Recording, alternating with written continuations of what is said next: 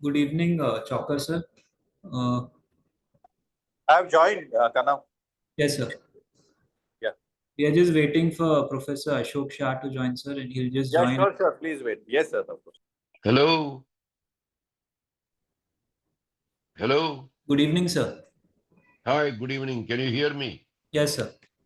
Okay, fine. I'm sorry. What is going on? Can you hear me now? Yes, sir. Loud and clear. Okay, go ahead. Yes. I'm sorry for the whole thing because I tried to get in from 8:20 but could not get in. Now I got in. Okay.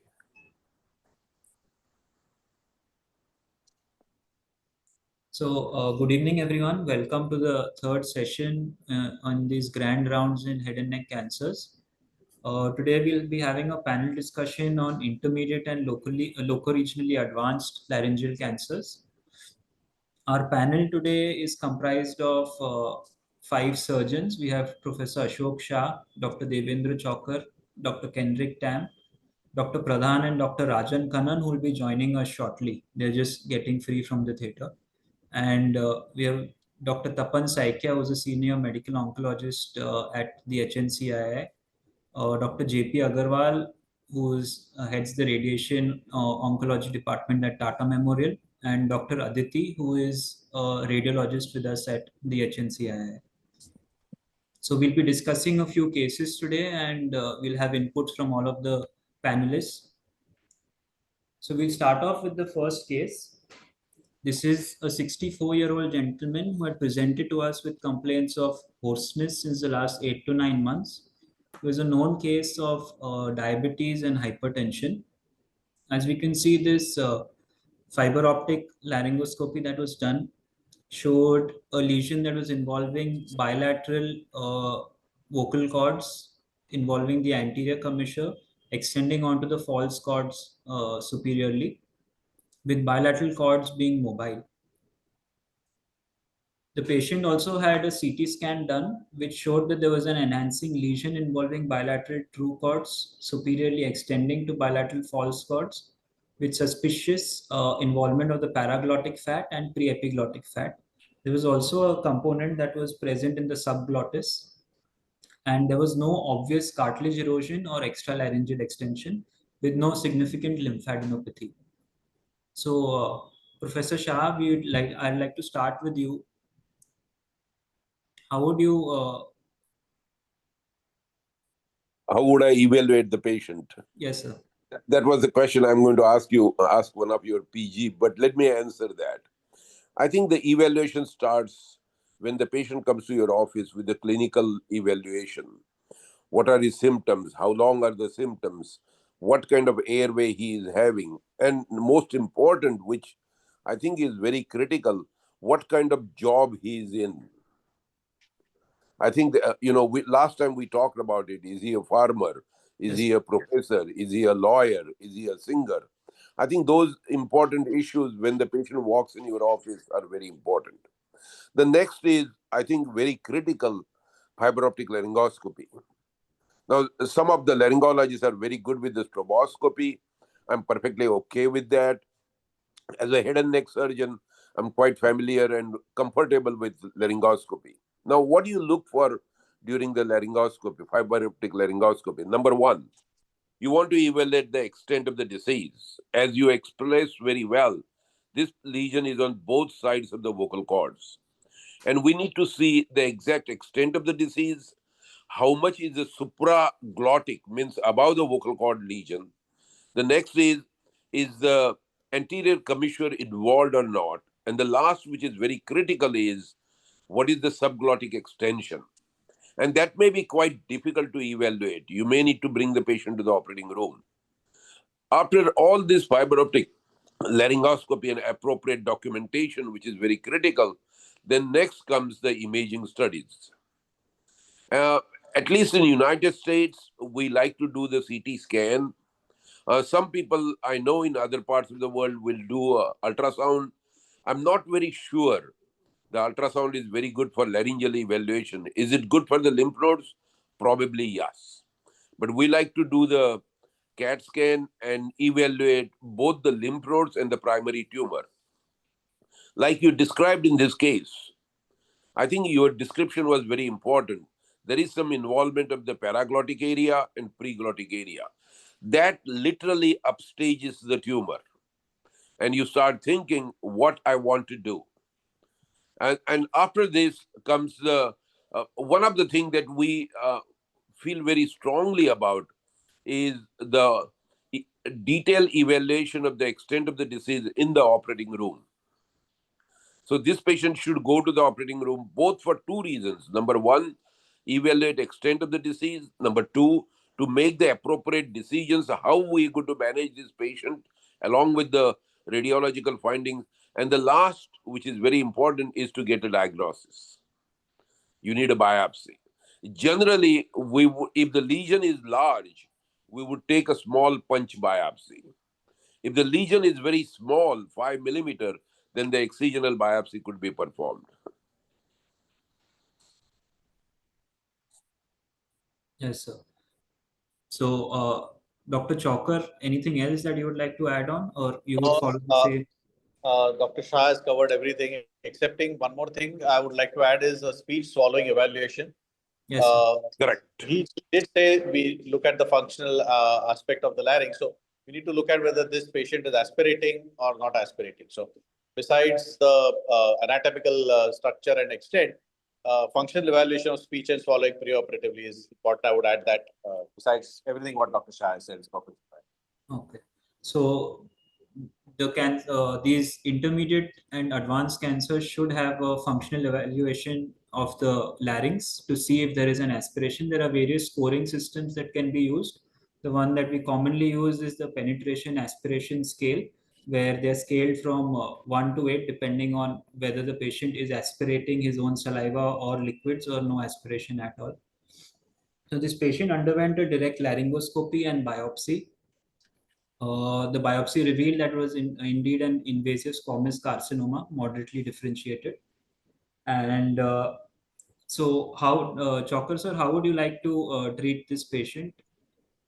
Since if on functional evaluation he was found to have no significant aspiration. So even if it is T3, what did you say? Grade this patient? How would you like to treat the patient? So he would probably be a T3N0 So based on imaging. considering there is pre-epiglottic and paraglottic spread that upstages the patient to T3. Yes, sir. Though the cords are mobile, I would like to add, of course, I would like to first evaluate the general condition of the patient. ECOG performance state is 64. So we don't go by chronological age, but more by the physiological age of the patient. If he's able to withstand combined modality therapy, that would be ideal in this case. We would like to give chemoradiation. But did you say there is aspiration? Grade 5? No aspiration. No aspiration. So considering there's no aspiration, the cartilage is intact. It's a functional larynx, T3 with almost a transglottic disease, which is going into the supraglottis, a little bit of subglottis. We would like to add chemotherapy to radiation. So this patient is a candidate for organ preservation protocol is the short answer. Ideally with chemotherapy plus radiation therapy, the standard chemoradiation. Doctor, we also have Dr. Agarwal, who's the expert in radiation. Would you agree, sir, with chemoradiation for this patient?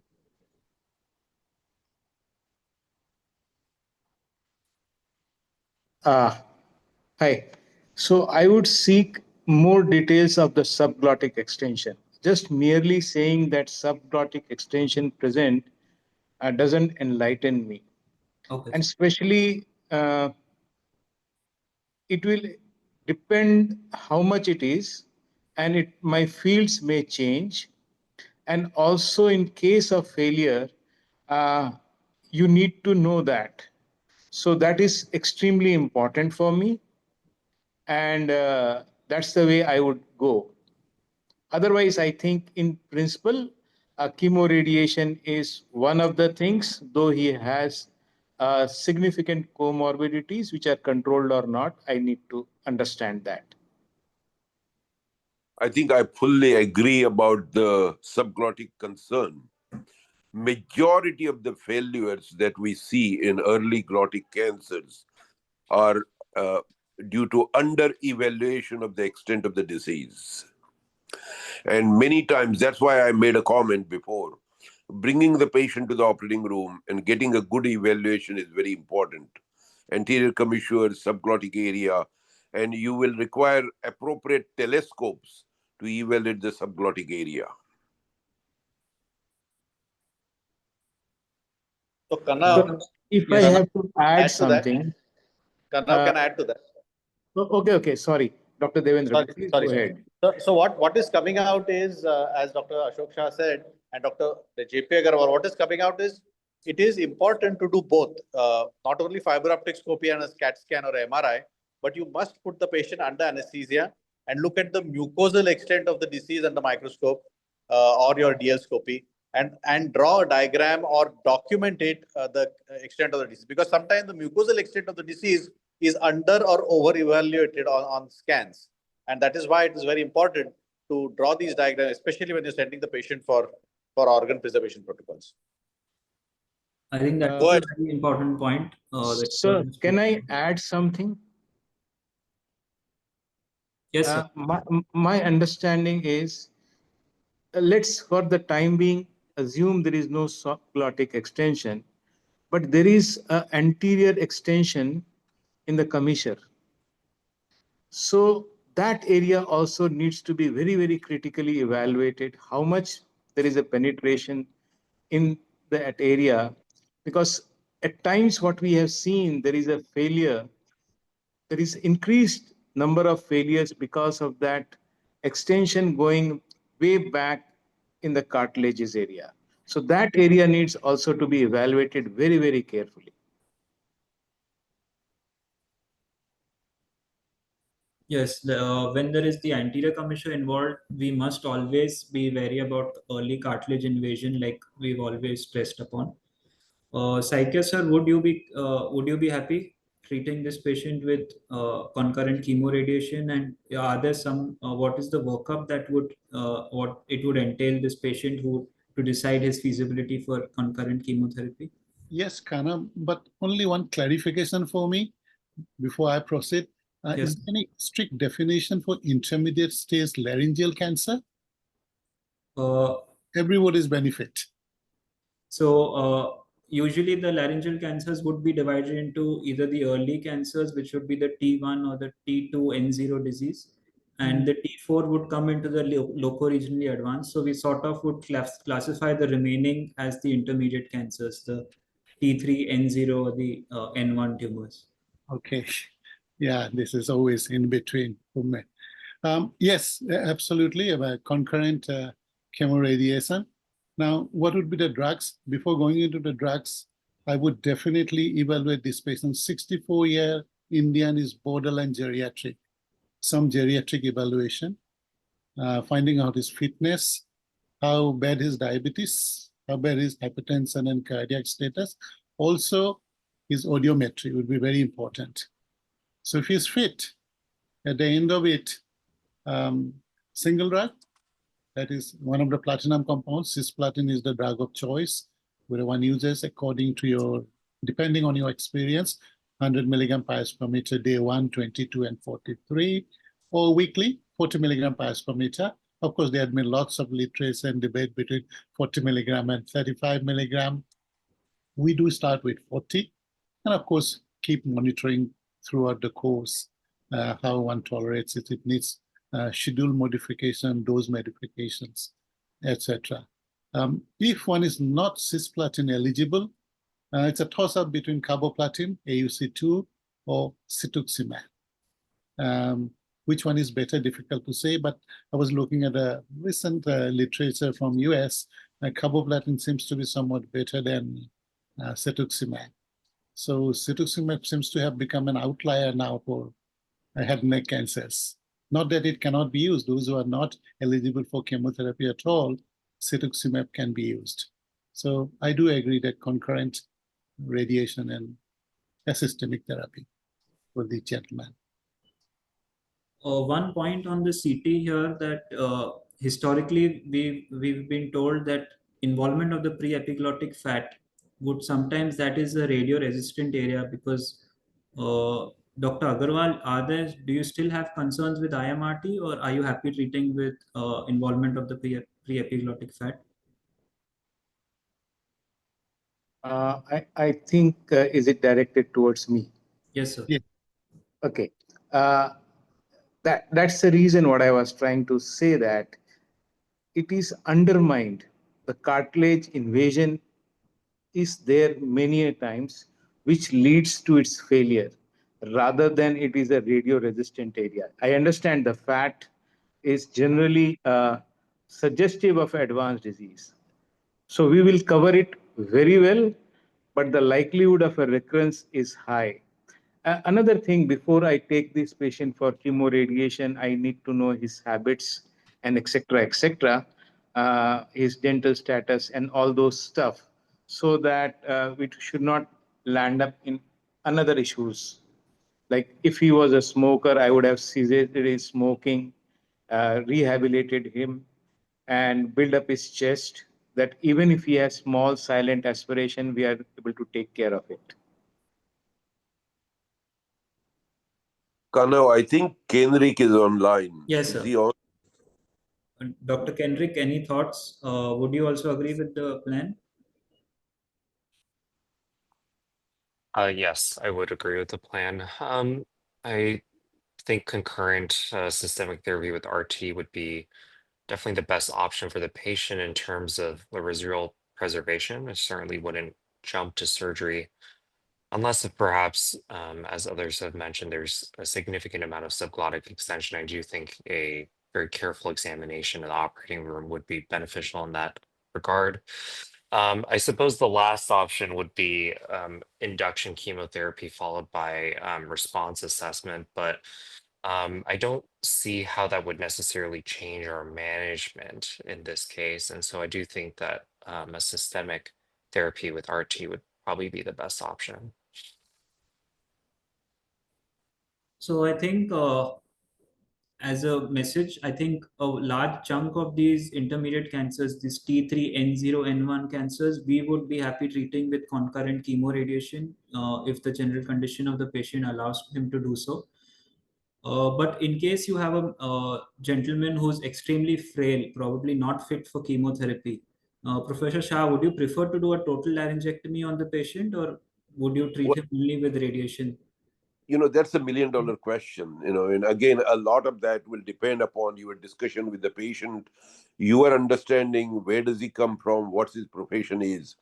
I think in the olden days, the patient would have undergone total laryngectomy, but I think we are trying to run away a little bit from total laryngectomy as a primary treatment, unless the tumor is very advanced or there is a major cartilage destruction where we feel that the chemoradiation is not going to be helpful or going to hurt the patient and delay the surgery. Okay, so this patient is frail. He's not able to tolerate the chemotherapy, or his renal function is so bad that he cannot tolerate the chemotherapy. Again, I'm going to go back. I would be little reluctant to do total laryngectomy upfront. Would I treat the patient with radiation and see the response? Probably yes. In the olden days, before the laryngeal preservation program came in, we would have treated the patient with radiation therapy. And I think the radiation therapy group does a good job. What is the chance we'll be able to control the disease is little difficult to answer. But I have a feeling there is more than 60% chance we'll be able to control the disease with radiation alone. Kanav, can I say something? Hello? Yeah, go ahead, Devendra. I can hear you. Yes, sir. So, sir, this is a very good question that sometimes a T3 cancer, if it is, you can't give CTRT, what next, whether a laryngectomy or radiation alone. Now, by literature, we know that amongst the three, that is laryngectomy, CTRT, and RT has the most inferior control rates as well as larynx preservation rates. I mean, larynx preservation is inferior to CTRT and control is a little poor. But many people, so this we have to go back to the patients, as you said, and ask them if they're ready for that little bit of trade-off to preserve their larynx, which is the chance of 60 to 65%. If that little trade-off in survival, which is maybe a little minor, are they ready for that trade-off? and you have to put everything into perspective. This patient has vocal cords mobile. There's a query involvement of paraglottic, query preglottic. So this is more of a mucosal disease of the supraglottis, glottis, and a little bit of subglottis. Cords are mobile, which tells you there's not deeply infiltrating. Now, this is a different lesion from a transglottic, deeply ulcerative lesion, which probably will not respond to radiation therapy. So, putting everything into perspective, there is a superficial mucosal lesion. Yes, paraglottic and preepiglottic does upstage it, but it's probably a very minor involvement. We have not seen the scan yet, but it's probably a minor. So maybe radiation in this case would be better. So we can't put all T3s into one basket and say we will go with radiation if chemoradiation is not possible. I think we'll have to individualize the treatment and also take patients, ask the patient if they're ready for that little bit of trade-off with only RT. Very well said, Devendra. I completely agree with you. I think, when you see a patient with the intermediate group, as you mentioned before, Kanav, the first decision as a surgeon you have to make is what is the extent of the disease, what is the radiological finding, and what treatment is likely to give the best control of the disease. And if there is other medical issues as you described, Kano, I think we have to go to if I don't want to use the word second rate or second class, but alternate treatment. Dr. JP Agarwal, your thoughts, sir? I really appreciate both my very senior radiation colleagues from the surgical fraternity. In a joint clinic, if this patient is ineligible for a systemic therapy, the best option is a native preservation of larynx with curative radiation. How do I tweak that radiation? Maybe I shorten the overall treatment time and increase the likelihood of a locoregional control in this patient. And especially for this patient is N0. See from the perspective, it is a mucosal disease, N0 disease. The likelihood of a controlled with accelerated fractionation with this modern technique, the chances of his controlling his native larynx is very good. And also without compromising the survival. And we will give him the best chance with that to have that. Maybe his voice will be probably not so great because of some edema for some point of time, because of the extensive mucosal disease. But I think over a period of time, he will benefit from that.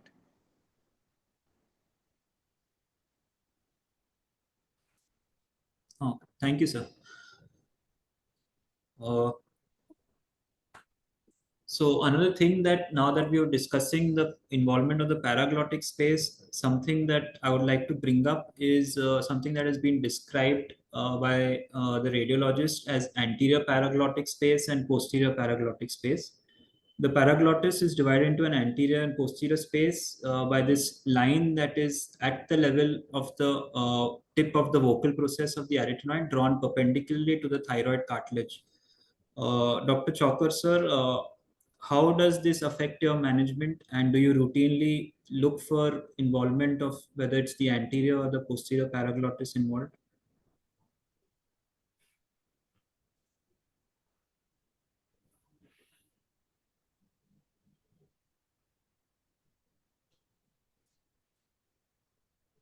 Sir, you're muted currently.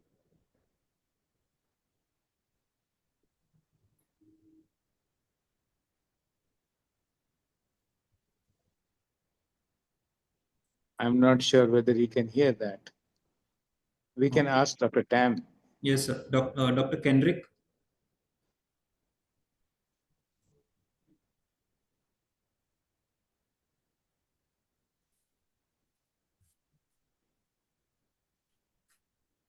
Professor Shah, your thoughts on anterior versus posterior paraglottic space involvement? I think it is probably a little difficult to evaluate that radiologically or clinically, but the picture you have shown is very impressive. The problem with the anterior paraglottic extension is it goes very close to the anterior commissure. And that's where the role of the radiologist comes in. I think JP said it very well, that with appropriate targeting and appropriate dosing, they can get equally good control. So the problem with I'm not very sure that we do have a good data on the anterior paraglottic versus posterior paraglottic. There may be some data in the literature, but I'm not very convinced that we could separate it very well. Yes, sir. So, what literature would say is that involvement of the anterior paraglottic space is still fine to clear surgically, whether you do that with an open partial laryngectomy or you do it with. Some people would even recommend using the transoral laser for a subset of T3 tumors. But Well, if once you the talk about surgery, I think I completely agree. yes, sir. Because it is much easy to do a partial laryngectomy for anterior extension because it is limited. The posterior extension, there is no limit to it. So I completely agree about the surgical excision. I think if you talk about radiation, I'm not very sure. However, the radiation oncologist would definitely like to target the treatment portals appropriately. Yes, sir. Thank you, sir. I agree on that, sir. For us, whenever there is a posterior involvement, uh, especially the arytenoid area, Right. what we have seen that even that small cartilage invasion, the likelihood, that's again, I'm coming to that same cartilage issue, sir, or the joint issue, sir. People don't appreciate that movement of the cords throughout.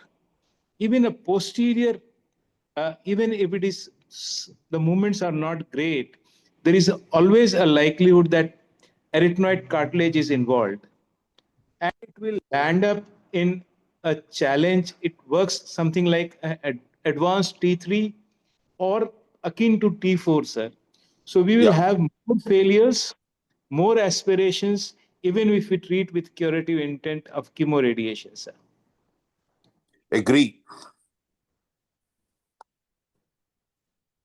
So we'll move on to the second case, which was this young 22-year-old lady who had presented to us with complaints of hoarseness in 6 months. We have a photograph of her fiber optic laryngoscopy, which showed that there was a lesion over the left vocal cord reaching the anterior commissure with fixity of the left cord, but with a mobile arytenoid. There was a biopsy that revealed it was an invasive, moderately differentiated squamous carcinoma, and CT scan revealed a thickened left vocal fold with mild thickening of the left AE fold and infiltration of the paraglottis with an intact cartilage. Dr. Kendrick, your thoughts how you would like to treat this young girl? Yeah, so with the fixation and the paraglottic involvement and anterior commissure involvement, it's a T3. I would be very hesitant to pursue surgery for this patient for several reasons. I believe, especially with the anterior commissure involvement, and I don't think she would be very amenable to a endoscopic laser resection necessarily. And so therefore, I would definitely refer her to a radiation oncologist for consideration of radiation as a possibility, possibly even with systemic therapy on top. Dr. Chalker, would you agree with treating the young girl with radiation therapy? Yes, yes. It's more of the disease. In the young girl, why do you say it's a young girl, and how does the treatment differ? Is there anything else that you want to ask? Because this is clearly not a laser. Paraglottis is involved. It's going from anterior to very close to the arytenoid. You have to chop off the arytenoid as well. She'll do very well with chemoradiation. It's a proliferative growth. She will do very well with chemoradiation. Would you consider her for an open partial laryngectomy, sir? I would not. I would not consider with paraglottis involved for an open partial laryngectomy at this point of time. Because for a T3 with paraglottic space involvement, you have to add adjuvant therapy, right? So you have it's a dual modality therapy for this patient. So doing a open partial laryngectomy, going into her laryngeal framework with paraglottis space involvement, and then giving a radiation as is T3. I'm not so sure I would do that. I would rather give a chemoradiation. Professor. Now, I'm concerned about 22-year-old. I mean, this is not a disease of young women. So there is something biologically or genetically very concerning. I mean, we see in our career 2, 3 patients like this, young girls, and some of them are very advanced laryngeal cancer who require total laryngectomy. And your heart goes out to them.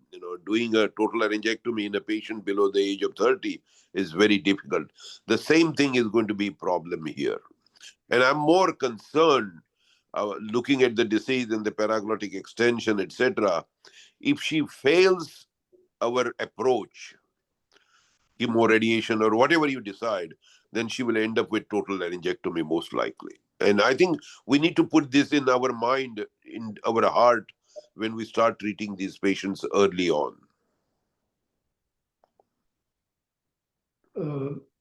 Kanna, Yes, sir.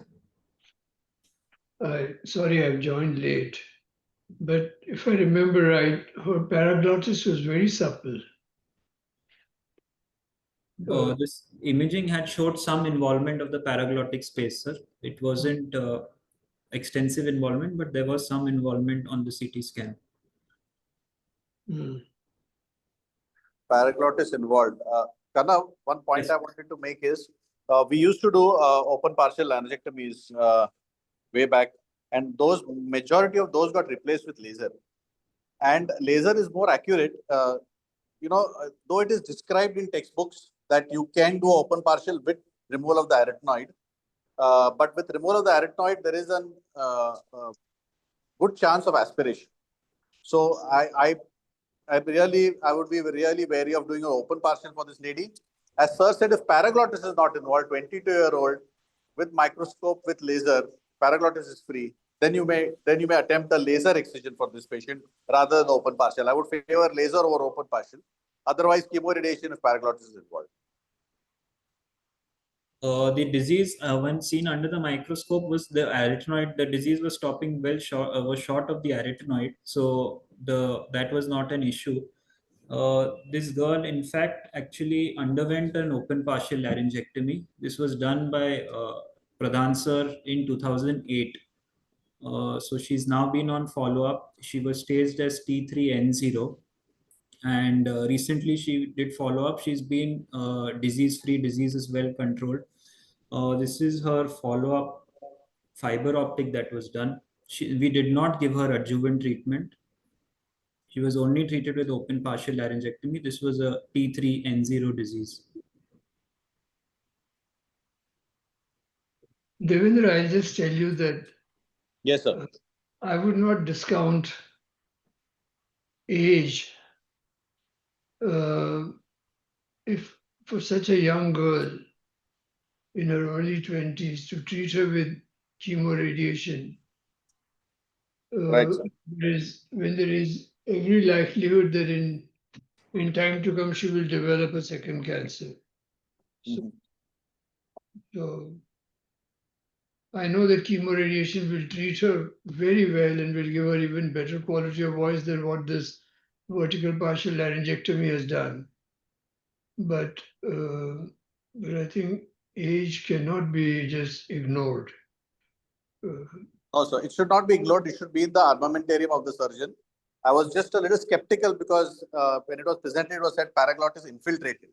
Now, if you have an infiltration of paraglottis, that is the little red flag for a vertical partial. Though you can do it because you take that half of the cartilage out. But certainly a point is well taken, sir, that it should be in the armamentarium of treating such young girls. Maybe if paraglottis is minor involved, maybe with laser also. Nowadays, with laser also, you can get a good control. Unless the paraglottis is infiltrated right up to the cartilage. But I would still stick my head if paraglottis involvement, sir. I would still go ahead with chemoradiation because now with the techniques you can re-radiate. God forbid she gets a second cancer.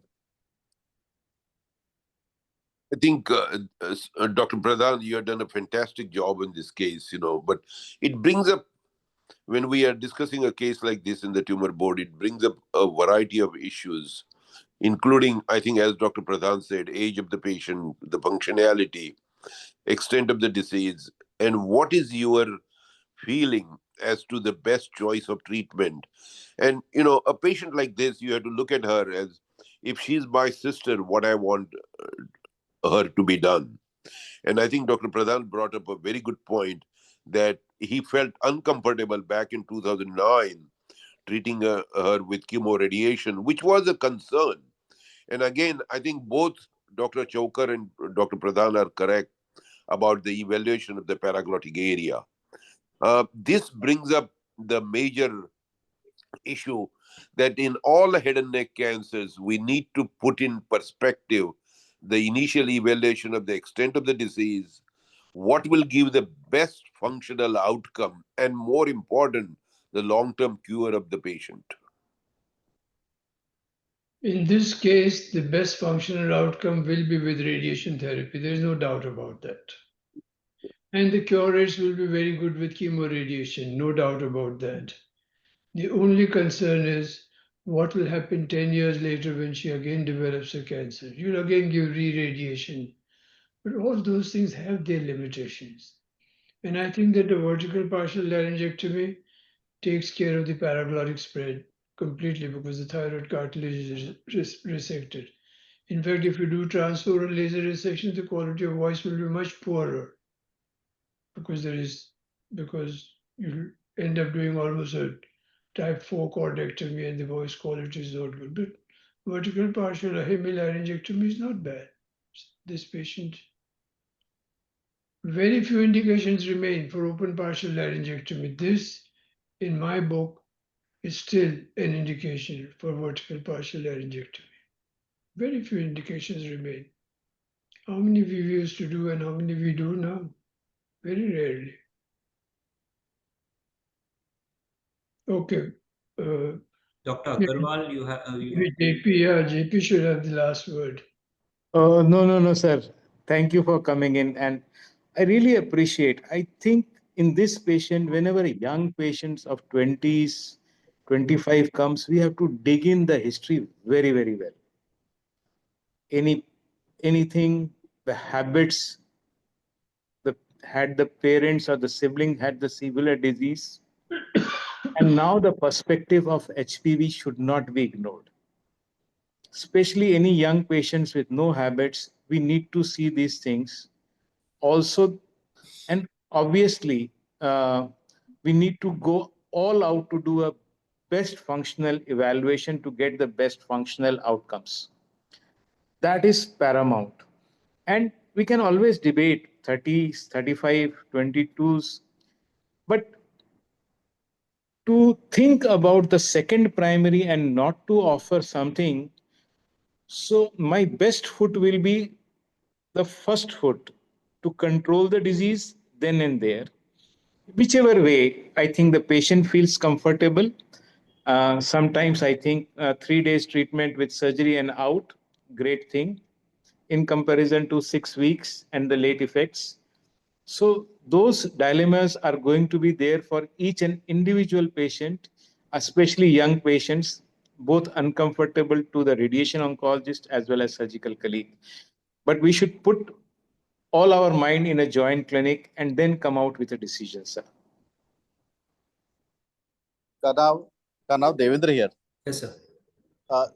Sir, Dr. Pradhan, sir, Yes. just for my understanding, sir, open partial laryngectomy, I mean, laser scored over open partial laryngectomy because there was no interference with the laryngeal framework. And because Very true. Yes. we had a better voice. So, sir, for my understanding, after open partial versus laser, I thought laser would have a slightly better outcome because the cartilage is not damaged or resected. So the cartilage is there and the tissue heals with fibrosis, and the opposite cord then compensates. Or you can do some procedures such as fat grafting and so on and so forth to get a better voice outcome. Is that thinking correct, sir? That removal of laryngeal framework will have a slightly more inferior voice than laser? if you remove the thyroid cartilage, the contralateral cord has a chance of abutting against the fibrous tissue there. But if the cartilage is kept there, there will be fibrosis. But if it's a type 4 cordectomy, if you've gone right up to the cartilage and resected it, then the opposite cord doesn't get a chance to abut against the opposite cord. And the voice is very breathy. Okay, It can be very breathy. right. Very well done, Dr. Pradhan. This is remarkable. You should be, I'm sure the patient is extremely happy and you should be proud of her care and control over a long period of time. Keep in mind, you know, as Dr. Pradhan said, there are very few indications for initial partial laryngectomy now. And the technique and the expertise remains with very few people.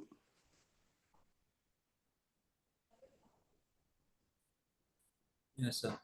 So there are, I think we all can agree that there is a small subset of patients where we may still consider doing an open partial laryngectomy even in this day and age of concurrent chemoradiation therapy.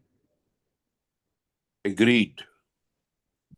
So one other point that I would like to bring out is, since the last case had a fixed cord, is the difference between a fixed cord and a fixed hemilarynx. So this fiber optic laryngoscopy shows shows a fixed right cord but a mobile arytenoid, while the second video shows fixity of the hemilarynx where even the arytenoid is fixed. Dr. Kendrick, would you like to comment on the difference and how it would alter your management in any way if you're considering a surgical modality? Yeah, these are very nice examples here. I'm not sure if it would necessarily alter my management. It would indicate to me likely that there's further involvement of the paraglottic space when there's a fixed hemilarynx. Do you mind playing the video on the first one again? On the left of screen again?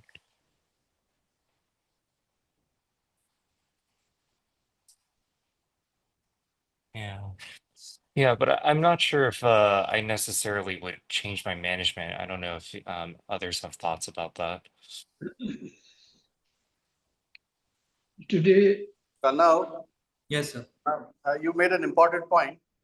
So whenever, and this is for the juniors, whenever you do a fiber optic scopy, almost always document whether cord is mobile and cord plus arytenoid is mobile, or cord is fixed or cord plus arytenoid.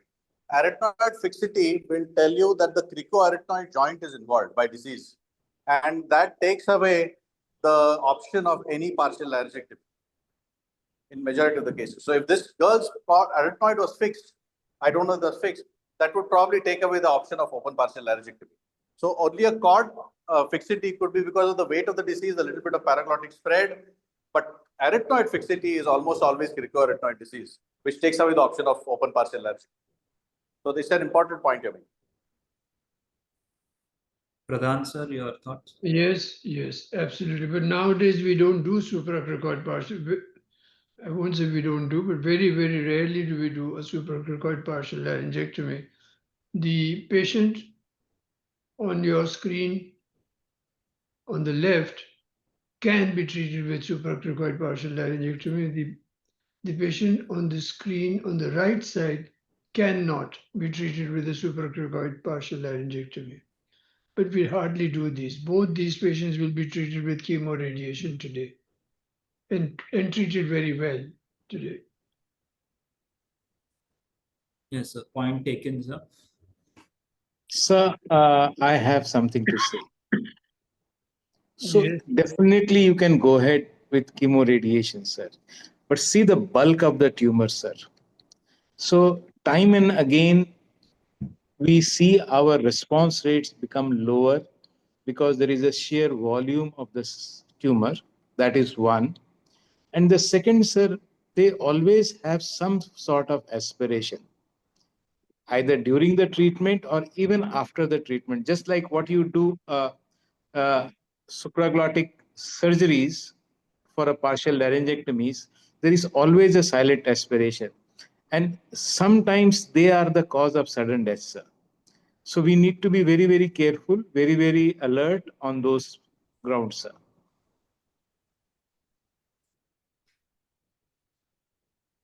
If he's a very frail elderly gentleman, then you would recommend a total laryngectomy. Is that what you're saying? Yes, JP? sir. Yes, sir. So that will be a clean with least risk of aspiration or no risk of aspiration. So these patients have technically, they are laryngeal cripples, just less than a laryngeal cripple, sir. So a good job, an artificial voice, and a good swallowing, and that will be much more beneficial in the short term as well as in the long term. We buy too much for this chemoradiation business and land up in having poor survival. That was just referred by Dr. Chokar in a passe. So we need to be balancing now. So earlier, the whole equilibrium was shifted towards everybody comes for chemoradiation. But now I think over the time, we should realize that, okay, which volume I will be able to control with 90% certainty in this group of patients. I think that's why the first decision that the tumor board or the surgeon has to make is what is the best chance of controlling the disease with least complications. And as Dr. Pradhan mentioned also, when it comes to laryngeal cancer, we have to think in for future. Number one, the functionality of the larynx.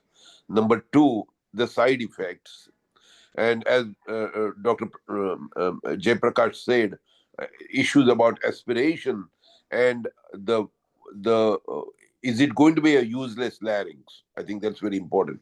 And the last thing we need to put in the equation is what is the possibility this patient will require tracheostomy and whether we will be able to decannulate the patient. I think that's why the decision making in advanced larynx cancer is very complex. And one of the things at the tumor board or the surgeon has to uh, decide is initial laryngectomy the best choice? And I think that's where the discussion comes. Dr. Jayaprakash was absolutely right. There is an enormous paradigm shift or swing towards considering chemoradiation, under the pretext of organ preservation. But are we doing it right to the patient? I think that's the bottom line. Keep in mind, total laryngectomy after chemoradiation is not an easy problem. The risk of complication is much higher. The fistula rate is higher. Even though this has been described at an individual case, we don't think too much about it. Absolutely. I think you said it brilliantly, sir. Thank you, sir. We'll move on to the third case. This is a 63-year-old gentleman who came with complaints of hoarseness. He had no comorbidities. This was his fiber optic laryngoscopy. They showed that there is a lesion that is seen on the left cord involving the anterior commissure. This isn't a very good quality video. There was fixity of the right of the cord, but a mobile arytenoid. This is a photograph taken from the fiber optic laryngoscopy, showing this growth involving the left true cord extending superiorly to involve the false cord, involvement of the anterior commissure, and a fixed cord but a mobile arytenoid. The patient also had a CT scan, so I'd like to request Dr. Aditi to kindly help us read these scans and give us your expert opinion on how you would stage this disease. So we can see a glottic lesion involving the false cord, the true cord, the false cord, the paraglottic space. You mentioned left cord lesion? Right cord, sorry. Right. Yeah. So we can see lesion in the left cord, left paraglottic space. This is the true cord level. We can see the lesion in the true cord. So glottic CA, I'm going further down. I'm seeing it in the subglottis as well. These are the subglottic levels where I'm seeing the lesion in the subglottis. Also, do we have bone window images in this? These are the images that we have. Okay. Can you go to the previous slide? So on this, I can see that the right arytenoid is sclerosed. This is the arytenoid. I can see the fatty marrow on the left side. So right arytenoid is sclerosed. I would like bone window images to see cricoid and thyroid as well, mainly cricoid. But if not, I would call this as a glottic CA with subglottic extension and arytenoid sclerosis, no extralaryngeal spread, no nodal disease. Okay. What is the significance of sclerosis of the arytenoid?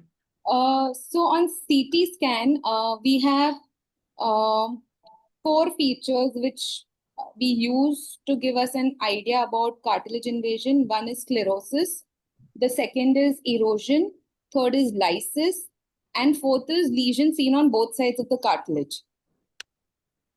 So sclerosis is the first sign which we can see. It is a highly sensitive marker for cartilage involvement, but specificity is not very high. Also, for every cartilage, thyroid, cricoid, and arytenoid, the specificities of sclerosis are different. So with high sensitivity, it is a marker that disease may be present, but there are higher chances of false positives also. But do we go ahead, and if we go ahead with surgery and don't remove this sclerosed cartilage, there is 50 to 60% chance that we are leaving disease behind. Aditi, can you explain the role of MRI for better evaluation of the cartilage? And what is your preference, the fight between CT and MRI? Can you expand on that? Yes. So firstly, CT is the primary imaging modality for laryngeal CA. Even for cartilage erosion, CT has a very high specificity ranging to around 90%. So we will, if we mention cartilage erosion or cartilage involvement on CT, that is, it is very likely that the disease is present, but there is a good chance that minor erosions and early cartilage involvement can be missed on CT. So usually after equivocal scans in CT or the times when we are doubtful about cartilage involvement is when we request an MR. So usually the only indication for MR is problem solving cartilage involvement and extralaryngeal spread. Now MRI has a very high sensitivity because even small mild signals on cartilage can be picked up on MRI. So sensitivity is as close as 90%, but the specificity drops down to 80%. Only and only because peritumoral inflammation and tumor invasion are the two things that we cannot differentiate between very accurately. So though with high negative predictive value on MRI, if a signal is seen on a cartilage, there's a good chance that disease is present. And it can then finally, in equivocal cases, it will be individual case and clinical context basis. Thank you. So, Dr. Chalker, what would be your approach to this patient with this sclerosed arytenoid? How does that affect your management? So I'm speech swallowing. This is a functional larynx, no cartilage apart from sclerosis of the arytenoid. Yes, sir. There is no aspiration, I believe. Yes, sir. Yes. So again, this would it's a transglottic growth again. Yes, sir. A little worse than the first case that you showed because that was only a mucosal disease. Yes. This is slightly infiltrative disease. I will still go with if the patient is fit for chemoradiation, I would still go ahead with chemoradiation and organ preservation protocol to begin with.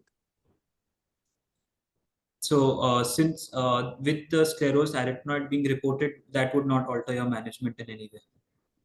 Sclerosis of the arytenoid, as of now, I don't think it has. It should alter your protocols currently. We don't have much information on that, but yeah, I don't think it will alter my protocol with sclerosis. Okay, sir. Professor Shah? Well, I think, this is the one case where we need to get to the entire extent of the disease. I think what Dr. Chokar said is correct. I agree with him that arytenoid sclerosis would not change my decision making. The whole idea of organ preservation is, can we preserve this functioning organ? Now, if the patient has difficulty in breathing, aspirating quite a bit, then we go back to what Jayaprakash said, is the primary total laryngectomy appropriate? And this is where the decision making comes. Is this patient likely to be benefited?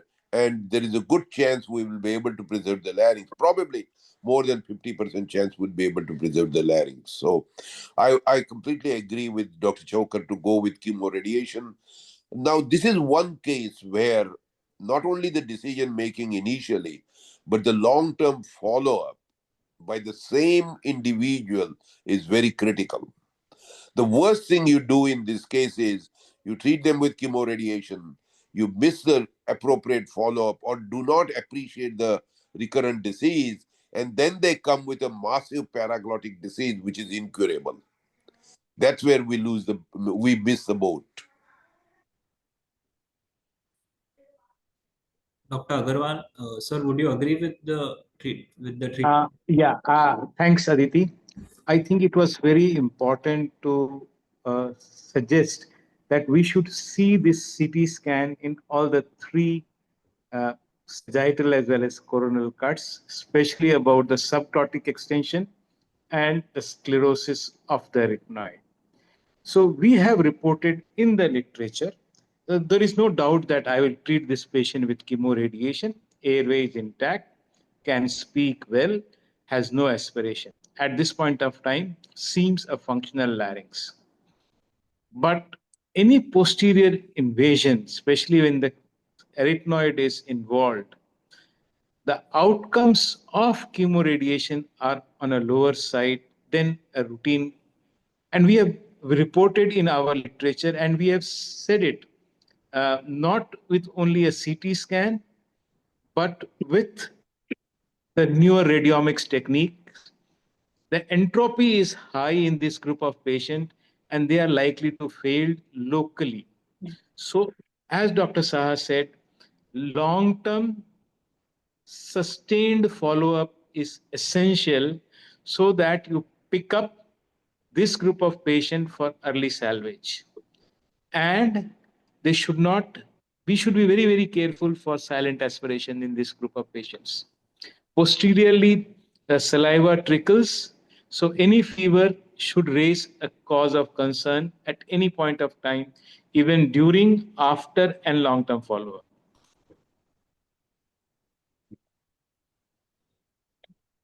up. Kendrick, any comments?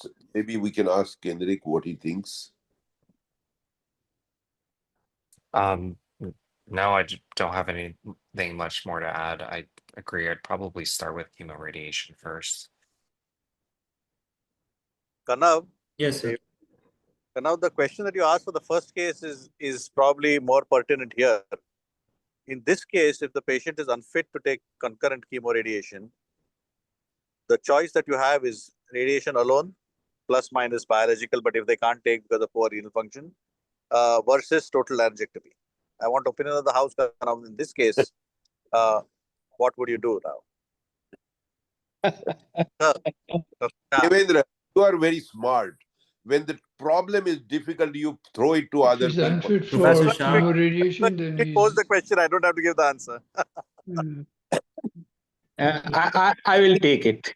I will take it.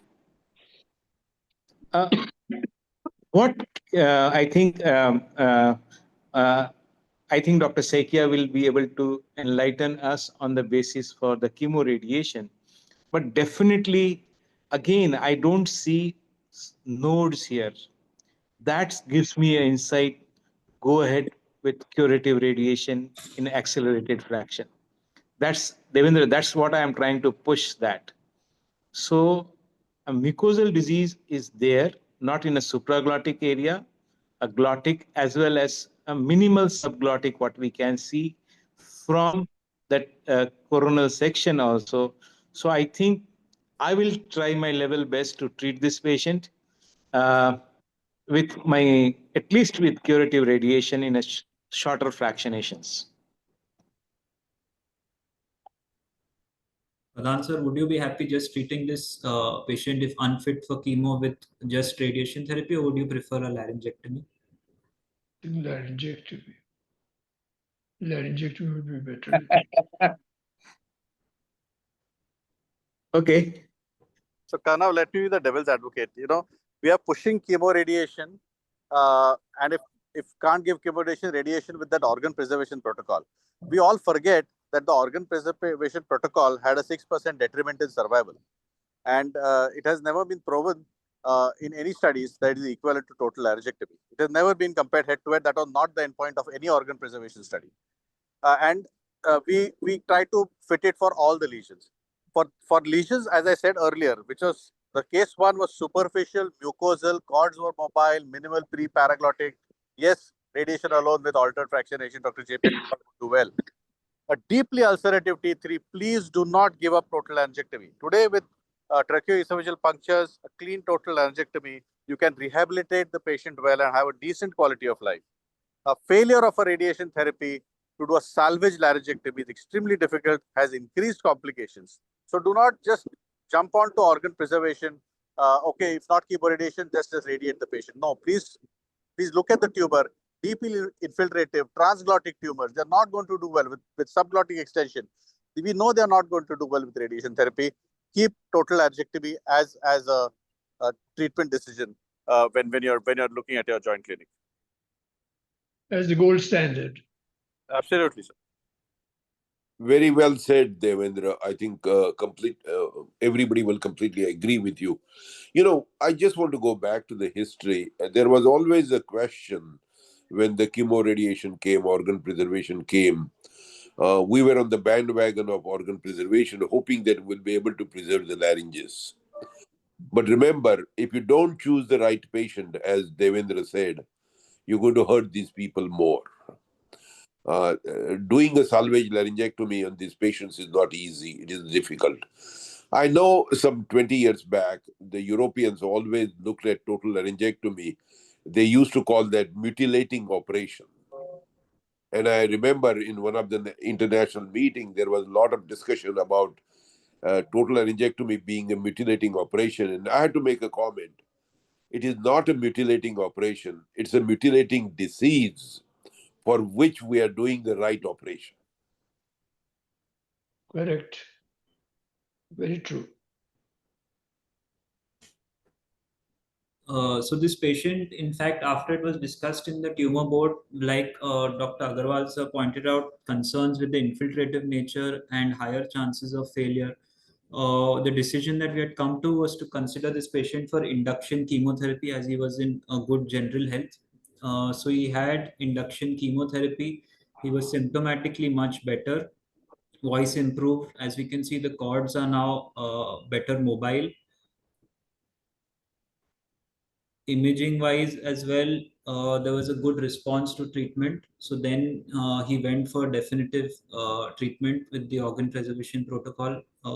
Saikya sir, what would be your views on the use of neoadjuvant or induction chemotherapy in laryngeal cancers?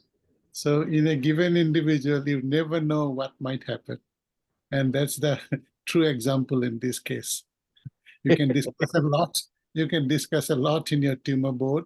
At the end of it, probably the shared decision making. And then you go ahead. I think we have so much more to know about the tumor biology. And then what you call microanatomy, because we are still deriving from what you get to see in with your laryngoscopy and MRI, PET scan, whatever I do. There's probably much more to it. And we don't know who would respond to induction therapy, who would not.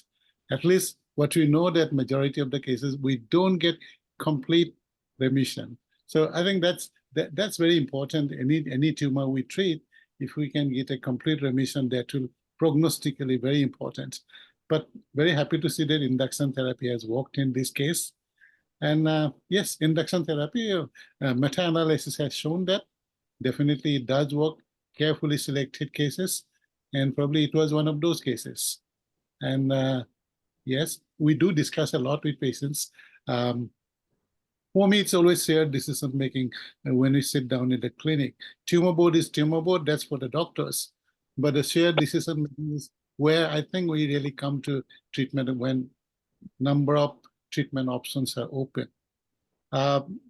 Usually induction therapy is usually we do use in the cases where patients are very symptomatic, they need a quick relief. We know that study with that one tax 3 to 3 and 3 to 4 have shown that if you get induction therapy, 3 drugs versus 2 drugs, so 3 drugs have done well. So yes, there is a definitely a role for induction therapy in carefully selected cases. Thank you, sir. So I think broadly, if you were to list out the indications of induction chemotherapy in laryngeal cancers, there would probably be one when there is doubtful cartilage involvement, where we aren't sure whether there is involvement, either there is involvement by tumor or there is it is the inflammation that is leading to the signal in the cartilage. Two would be a case with where it would be staged as a T4, but there is exolaryngeal spread through the membrane rather than through the cartilages. And probably in a bulky tumor where we would like to downsize the tumor prior to starting him on definitive chemoradiation therapy. So I think these are probably the three indications you would consider giving the patient induction chemotherapy. Chocolate Or sir, agree with that? or kind of patient is extremely total Sorry. laryngeal Yes. and wants to see, and you want to see whether there is some response with induction chemo, and then proceed with the final decision. So, yeah, I think to bring in more confusion here, based on your keynote 689, what should we discuss about this case? This case, I know it's an operable case, and 689 shows that you give induction therapy with doublet, chemotherapy doublet plus pembro. And then, of course, majority of the patients have undergone surgery, then radiation plus pembro and maintenance pembro. I think we need to discuss more. I'm not suggesting that we should be doing that, but it's coming into our daily practice now. These kind of cases, will they be candidates?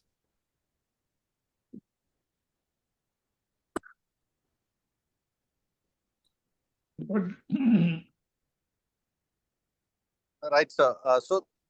Kanna, first time induction after all these trials, first time ever induction has shown event-free survival benefit in operable head neck cancers with pembro. But early days, it's Dr. Saike, if I'm not mistaken, it's 3 cycles of chemo plus pembro with 15 cycles of pembro, 12 more cycles of induction pembro, which is a total of 15.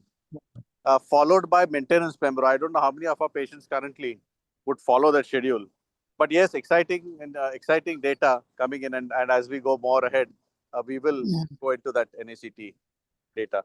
Kanav, your question of one comment I wanted to make is exolaryngeal, and all of us think that exolaryngeal shrinking the disease, we can then try and give CTRT.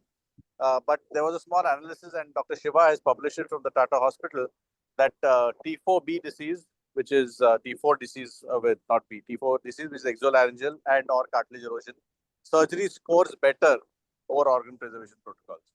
So I don't know whether it's published it, but I think if I can find it, I will send it next time. But I think when they analyze the results, and all of us in the joint clinic think that, shrinking the disease, the exolaryngeal component, we will then be able to go back to organ preservation, which probably may not be true. So that is an area I would, be a little skeptical about. Again, induction, I would more use it for hypopharyngeal cancers than for laryngeal cancers, unless I'm unsure that this patient will do well with CTRT. Then I want to look at the response, or I want to select my patient, or bioselect, as Dr. Saikia said, the biology. I want to look at the biology. If this patient is going to respond to NACT, a higher chance to respond to radiation therapy. So that is the only small subset of patients I would try NACT. Otherwise, majority of the cases, NACT is for advanced hypopharyngeal cancers rather than laryngeal cancers. Dr. Shah, your comment? No, I was just going to ask Kendrick. He's probably more involved with the Pembro. Kendrick, any thoughts about the current role. Maybe you can expand the pembro to the whole head and neck squamous cell carcinoma family. Yeah, we at MSK at least, we haven't been using a lot of neoadjuvant chemo or immunotherapy for laryngeal cancers. I think primarily because uh, it often would not alter the surgery significantly itself. Although with 689, one can now make the argument of improved event EFS. But in terms of other head and neck squamous cell carcinoma subsites, especially oral cavity, we've certainly been running trials currently for cemiplimab as well as other immunotherapies of induction, followed by like a response adapted surgery to decrease the morbidity. For example, altering a total glossectomy to a hemi or a partial even, or taking a marginal mandibulectomy and avoiding that. Those are pretty common examples that we utilize that for. And there are arguments to be made as to whether, sometimes we combine with cytotoxic agents and whether that is primarily the driving factor versus immunotherapy. But I certainly think it's an area to explore currently, especially with this new 689 data.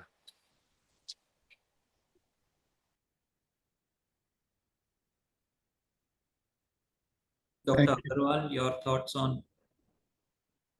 So this is kind of to you as well as to Devendra and Dr. Saikia. So in cases of there is a obstruction in the hypopharynx or in the larynx, do you use something like NACT to avoid a tracheostomy?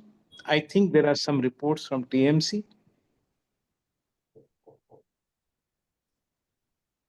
I think we have been doing it. Sorry, go ahead, sir. We have been doing it in selected cases. So I think that is an important area, especially in context of ours, and especially those patients who can afford it with this immunotherapy. I think that needs to be seen in our context, sir. Because any tracheostomy pre-laryngectomy will increase my ports as well as are the important issues for local recurrence, especially stoma recurrences.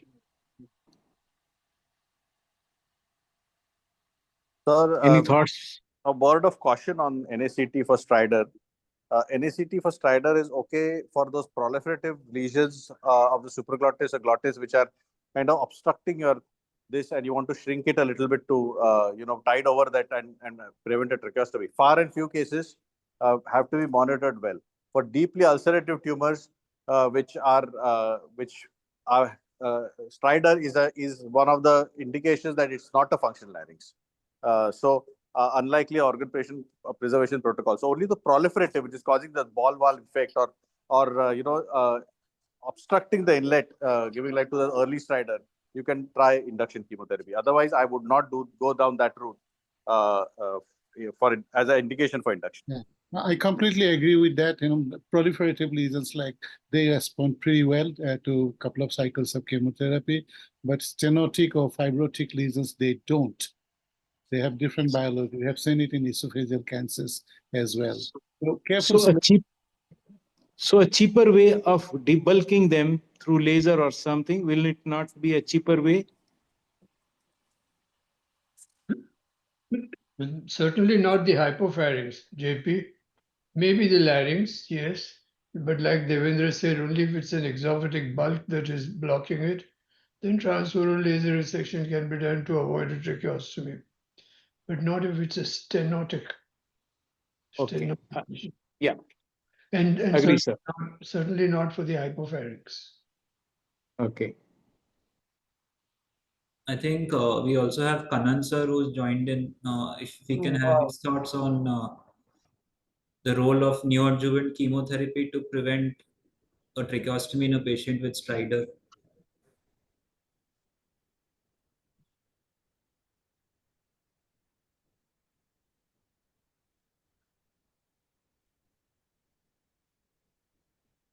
Okay, I think there is a issue with sir's audio.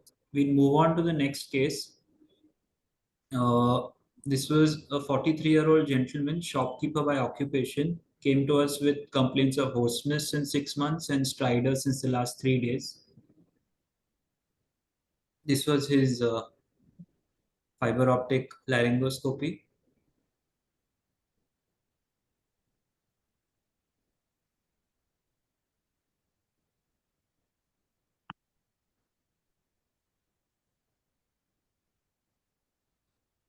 If Aditi could help read out these scans for us. Okay, so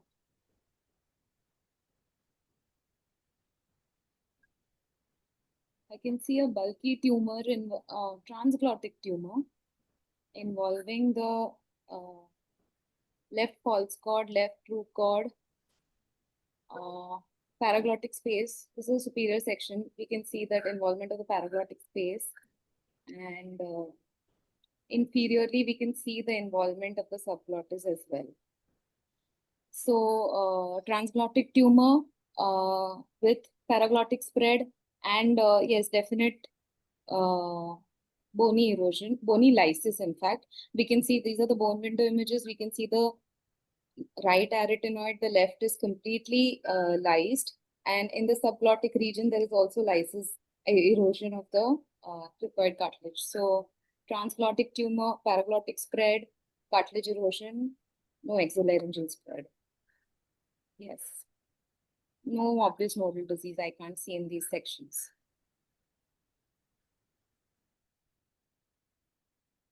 So this would be a T4 tumor. Kanan sir, how would you like to manage this patient? Uh,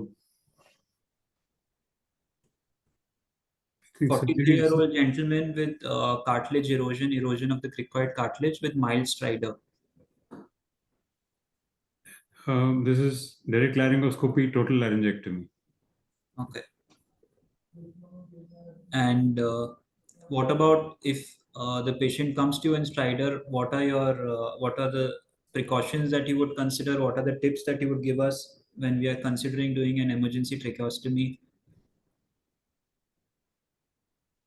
Actually, it's better to do the surgery in one shot if you can go through without a preoperative tracheostomy.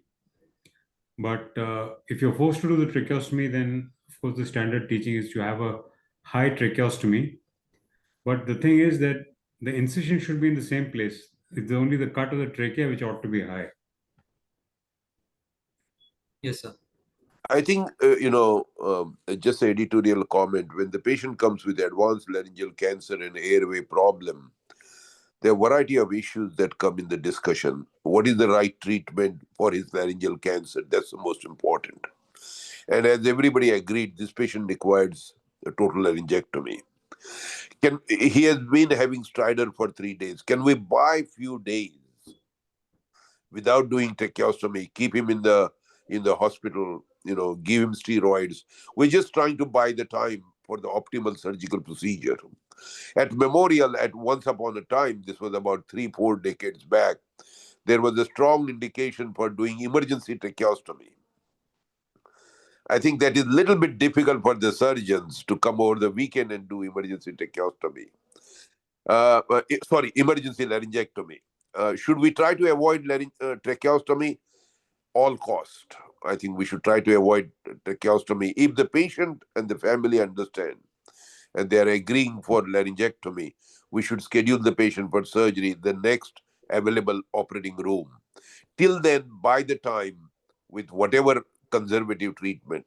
The last thing that we need to discuss is, can we open the airway with laser instruments and debulking the tumor and give a better airway to avoid tracheostomy? I think that's the bottom line. Unless the patient comes in the emergency room or has severe airway distress that you think you are going to lose the patient in the next few hours, I would try to avoid tracheostomy as best as possible.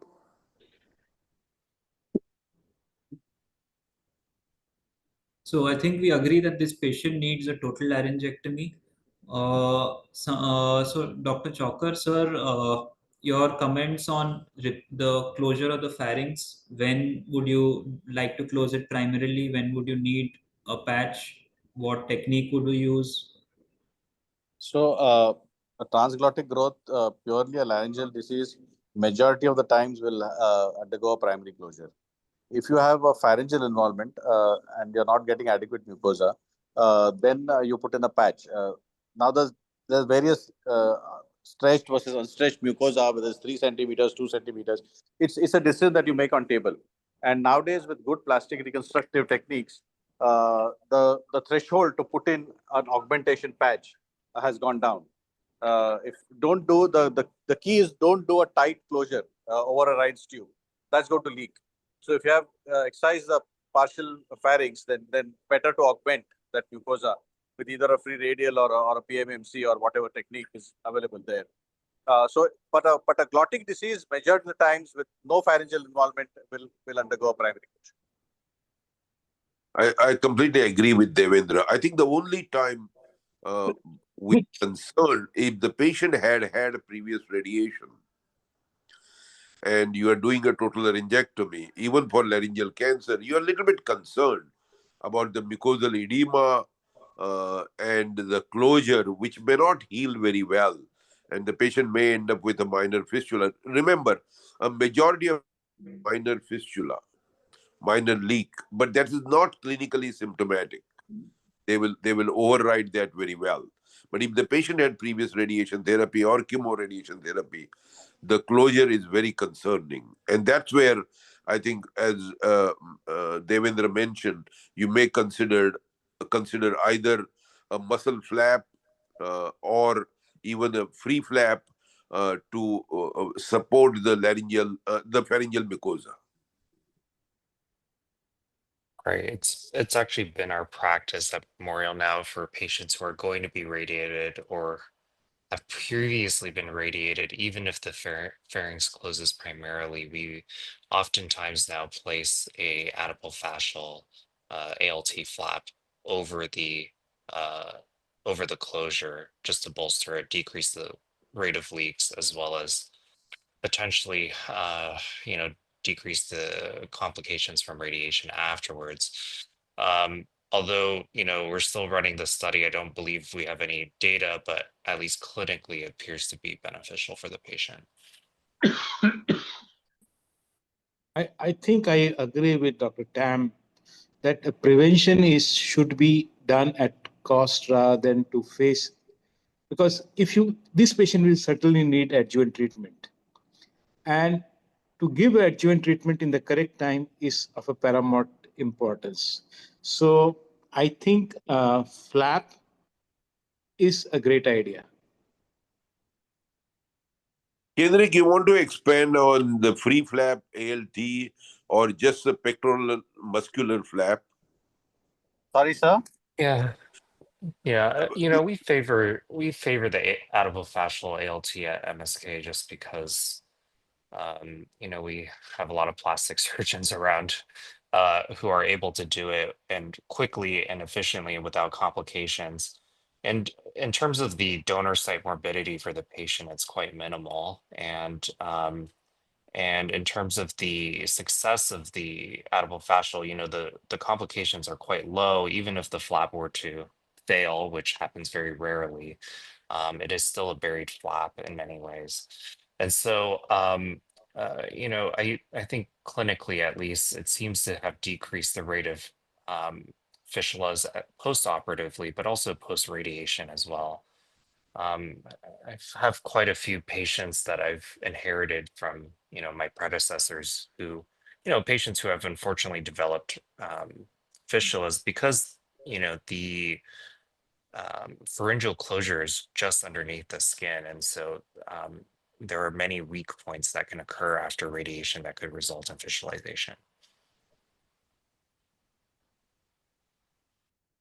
Kanav, can I come in? Yes, sir. So, Kanav, post-radiation is a different ballgame altogether. We were talking of per primer. Post-radiation, I agree with Kendrick that we will always augment. If you get a primary closure, always augment it with a pectoralis myofascial flap. The question again here is, if in a post radiation, if you need to augment the pharynx, if you're not getting a primary closure, many think that a radial, and this is just my experience, a radial with a very pliable flap, and it folds very well, and you can do a patch with a radial very well. But I prefer in the post radiation setting either an ALT or a pectoralis major flap, for the simple reason that it carries its muscle with it, and you can cover the muscle to the prevertebral fascia and cover your carotids. A leak from a radial straight away will go on the stump of your superior thyroid artery, which is ligated on one side. But with having muscle there gives you that additional security in post radiation. This is just my thinking. If it is a post radiation patch that I have to put on a pharyngeal mucosa, I would rather do an ALT or a pectoralis major rather than a radial. But the radial looks very good. It's a thin, pliable flap for per primum setting. Excellent flap to do if you have less pharyngeal mucosa.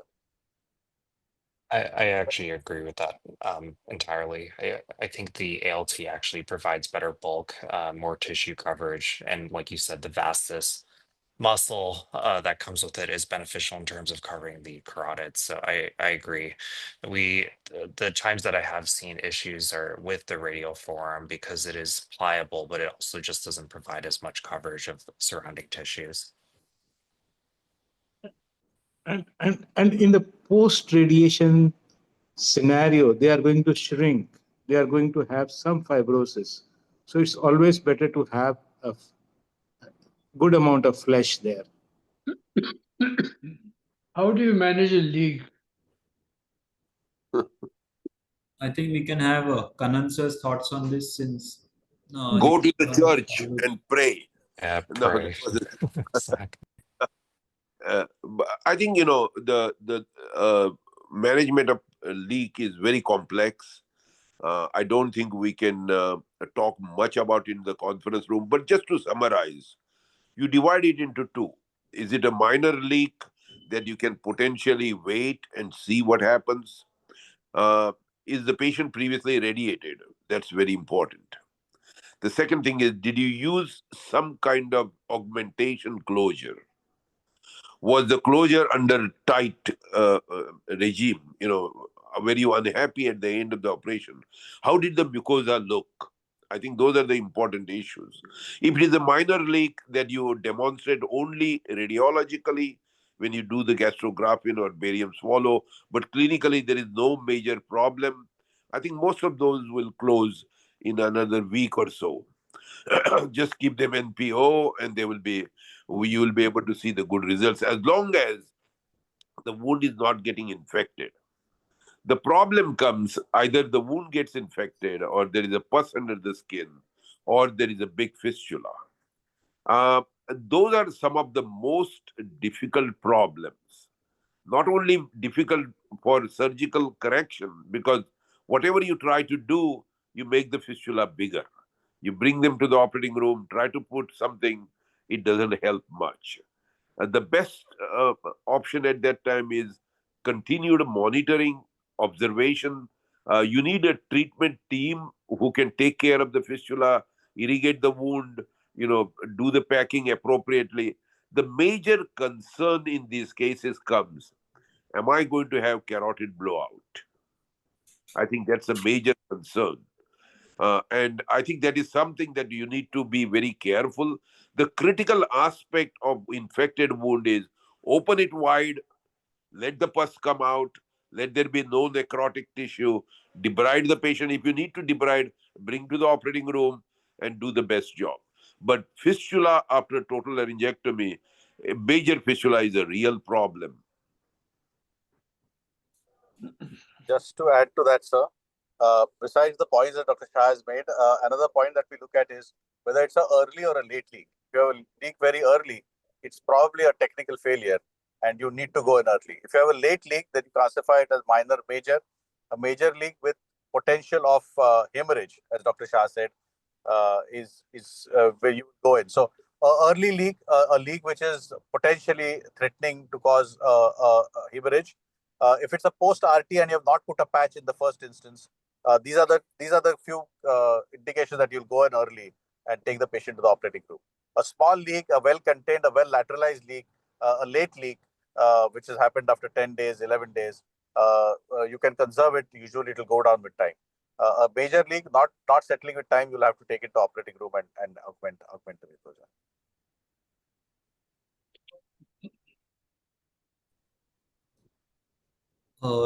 Dr. Agarwal and Dr. Saikia, your So, opinion on any percentage difference between MSKC and Indian scenario about the early leaks, late leaks, major leaks, minor leaks? Kendrick, you can make a comment, but my comment is it's probably same. It's a surgical issue. I completely agree with Devendra. As he said, I think he made a very passing comment that the leaks are surgical issues. But remember, it's not just a surgical issue, it's a decision making why we did what we did. And that's where the role comes.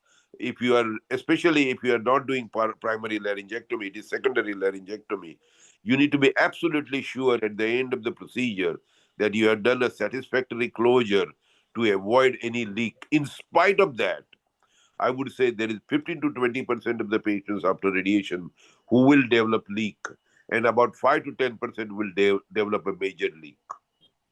Kendrick, you have any comments on that? You have seen quite a few of these. Fortunately, not my own yet, but I'm sure they will come. Yeah, post-radiation leaks are very, very challenging, I would say. And when that happens, I'm managing two currently. Um, and I tend to take a very slow approach as long as I feel that there is, fortunately, the two that I'm managing don't have the potential for carotid just because they're quite midline, I hope. And so then it comes down to, what can we do to help close the fistulas, the cutaneous fistulas, as best we can. Oftentimes I'll place the salivary bypass tube to see if that will help and leave it in for several weeks as long as the patient can tolerate it. And then the other thing I've also noticed is that esophageal dilations, or sorry, esophageal stenosis below the level of the leak is, I find, often the cause of these. Because there's a buildup of saliva there, because it just cannot pass down. That exasperates the leak. And so, either myself or referral to a GI specialist who will carefully do an esophageal dilation is important.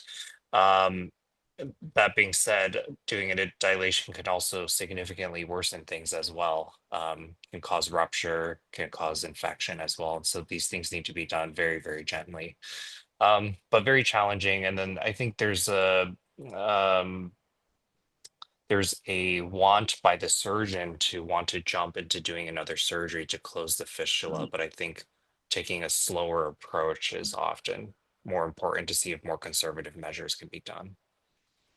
To Dr. Tam, do you use hyperbaric oxygen? One, and Actually, glycopyrrolates. I don't use either actually. I Hyperbaric oxygen probably more from a logistical standpoint is challenging, and also I haven't seen it be helpful. And so I don't regularly recommend that. Glycopyrrolates, I actually do not do. I find that the tachyphylaxis afterwards can be challenging. I found that also most of our patients are older that need the laryngectomy, and so it can cause quite a bit of sedation or mental confusion as well.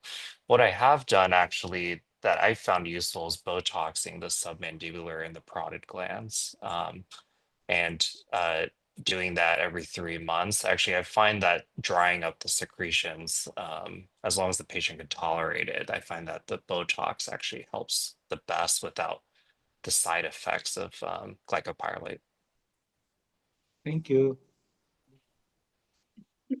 Carotid blowouts are a thing of the past, Ashok.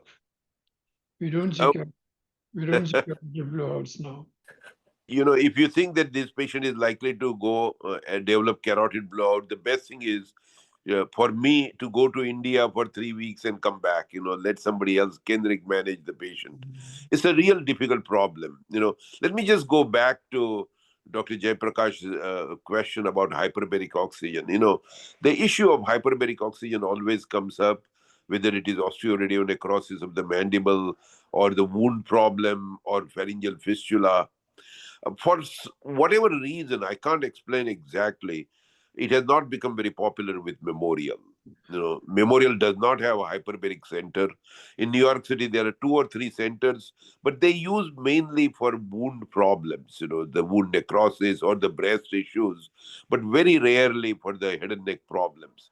One of the concern we have, if the patient has very advanced cancer and you have done the surgery, we are concerned about the recurrence of the tumor on hyperbaric oxygen. I think we have seen that in oral cavity cancers. The tumor grows in front of your eyes. So keep that in mind before considering hyperbaric oxygen. It has not become very popular in Memorial. Kanna, Yes, sir. how does the leak announce itself? Students need to know that. How does the leak announce itself? So there are various signs and symptoms that you can pick up in the patient. It can start with if there is a drain in, the drain color may change, the quantity may increase, it may be foul smelling. The patient may develop a fever, may have some tachycardia, and you may also see some discharge from the suture line. And also the patient, if there is a leak that is into the stoma, the patient may also complain of an increased cough.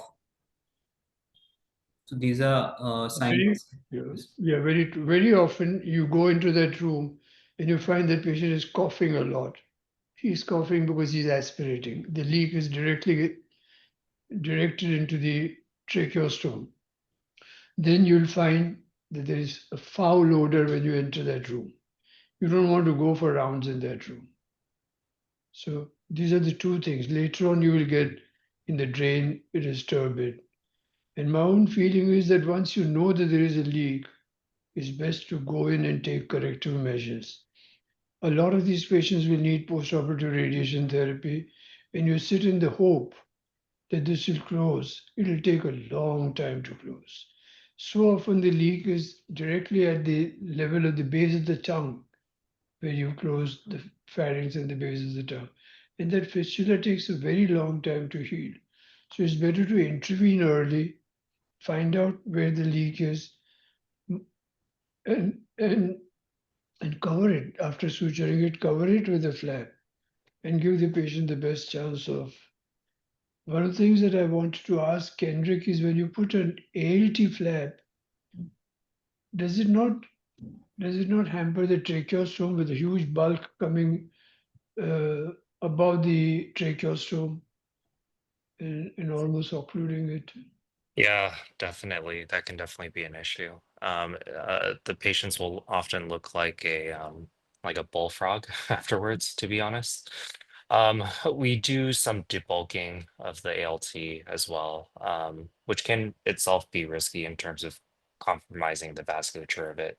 That's often how we deal with it. But I find that after about a week in the hospital, that the ALT has already shrunk by about 30% or so. And a lot of the swelling resolves itself. So I haven't had any issues specifically of it being so bulky that it covers the stoma, but it can definitely be quite bulky sometimes.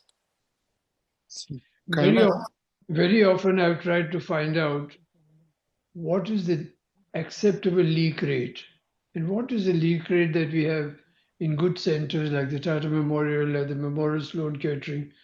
And very often in these conferences, when I used to attend conferences, I don't anymore, I would go and sit next to somebody, an authority, and I would talk to them, and then I would ask them, what is the leak rate? And the topic immediately changes. They immediately go to some other topic.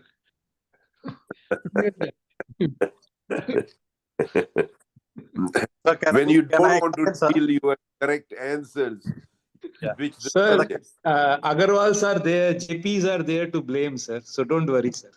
So, Sir, can I come in? Devendra here. Yes. Sir, really, after all these years, we have every theory, nutritional status, hemoglobin, so on, closure, everything.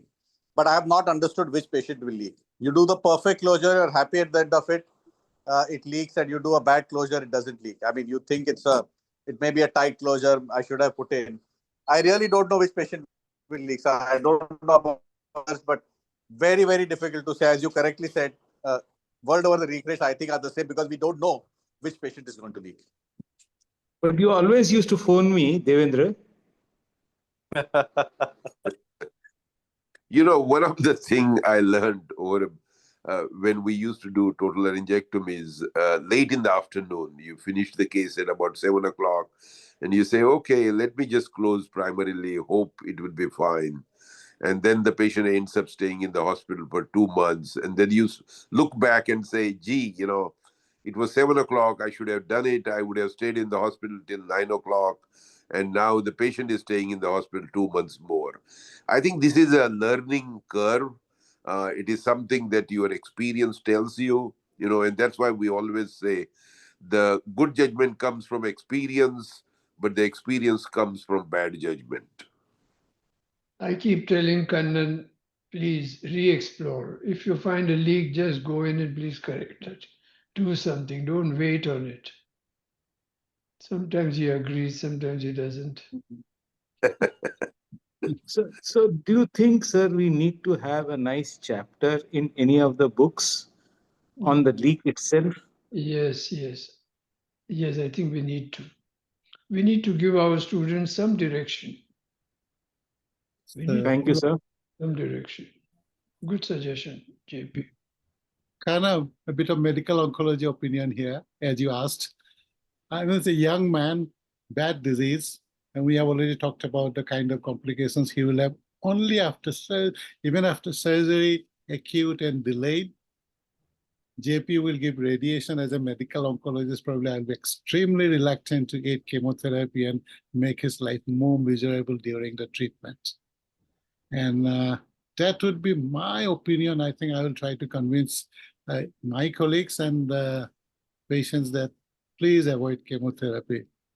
Probably as medical oncologists, we might not be able to aid anything to these patients in the long-term control.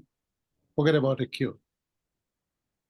I think these are we face every day in our practice, and the tough questions probably we should try to discuss and take a final call, because most of the medical oncologists I get to see in the country, they end up giving chemotherapy, and patient goes through a very, very miserable course during the treatment. Literature is okay in its place, but in individual cases are equally important. JP? Sir, there is a question on the chat box. Yes, there is. You want me to read, sir? Yes. Now, there is a role of endovac therapy in managing PCF leak. This question is from Dr. Praveen KK.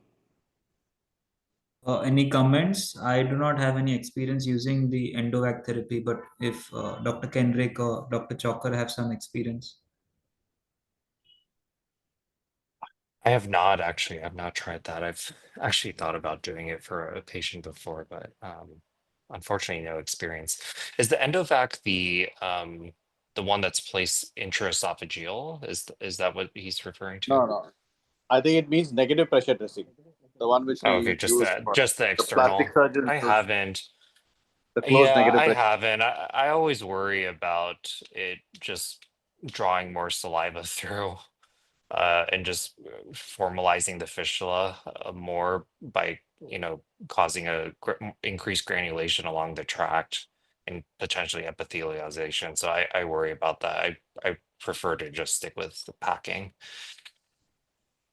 So Kanav, as Dr. Pradhan said, if you have a leak which is a per primum case and you want to start radiation, if it's a major leak, if it's a leak which is detected on radiology, you can wait.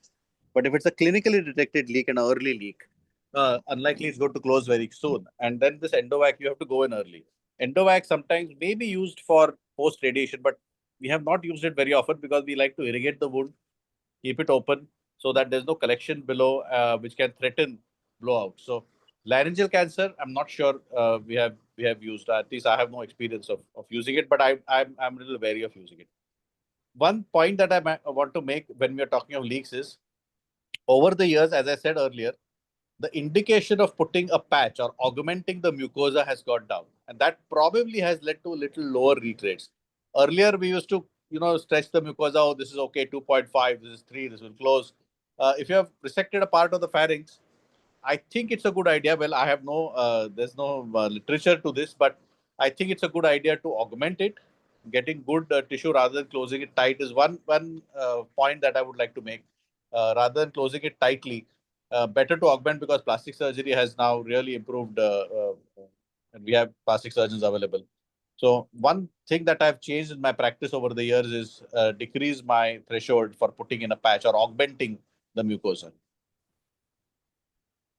So, When do you apology. start, when Sorry. do you start feeds post-op for a laryngectomy? When do you start oral feeds? Oral feeds. This is a good question, Sultan. And there is always a debate when you want to start the feeding. The only reason I'm picking up this question is, as a surgeon, you want to wait for 7-10 days. It is not uncommon in a practice, the gastrographin or barium swallow, make sure there's no major leak. But that is for the major leak. The minor leak will be very difficult to identify. Jesus Medina, the chairman in Oklahoma, who is now retired, would want to feed the patient with liquids 48 hours after surgery. And his rationale was, I think it is something to think about, that you produce 2 liters of saliva every day and you are swallowing that anyway. So what does it matter giving 500 cc of liquids by mouth? I think that is a good thought, good discussion point. I don't think as a surgeon who is worried or fearful of fistula, we would want to do that. But I just wanted to put it up. Is one of the most leading head and neck surgeon in the country, and he would do this within 3-4 days. He has written a paper on it. The name is Medina, Jesus Yeah. Medina. Right, sir. So there are a lot of papers after that as well, and there is direct comparison of early versus delayed feeding, and Yeah. they have shown difference in the leak rates. Now, while that is true, sir, we are a little hesitant in starting, and as you correctly Yeah. said, there's a 1.52 liters. But my only fear is that swallowing saliva is kind of an involuntary movement that we have been doing since childhood. Giving sips and moving the tongue is a voluntary movement that you induce in a patient, which may lead to the movement of the base tongue. It's not scientifically proven, but that's why I don't start my feeds for 10 days. I may be wrong, right? The literature, the small studies for the students, if you have to answer this question in your exams, studies have shown that there is no difference in the leak rates for early versus delayed feeding. But majority of the centers in India, at least I know, will wait for a week, 10 days before initiating oral feeds. So The when do you same. start? Uh,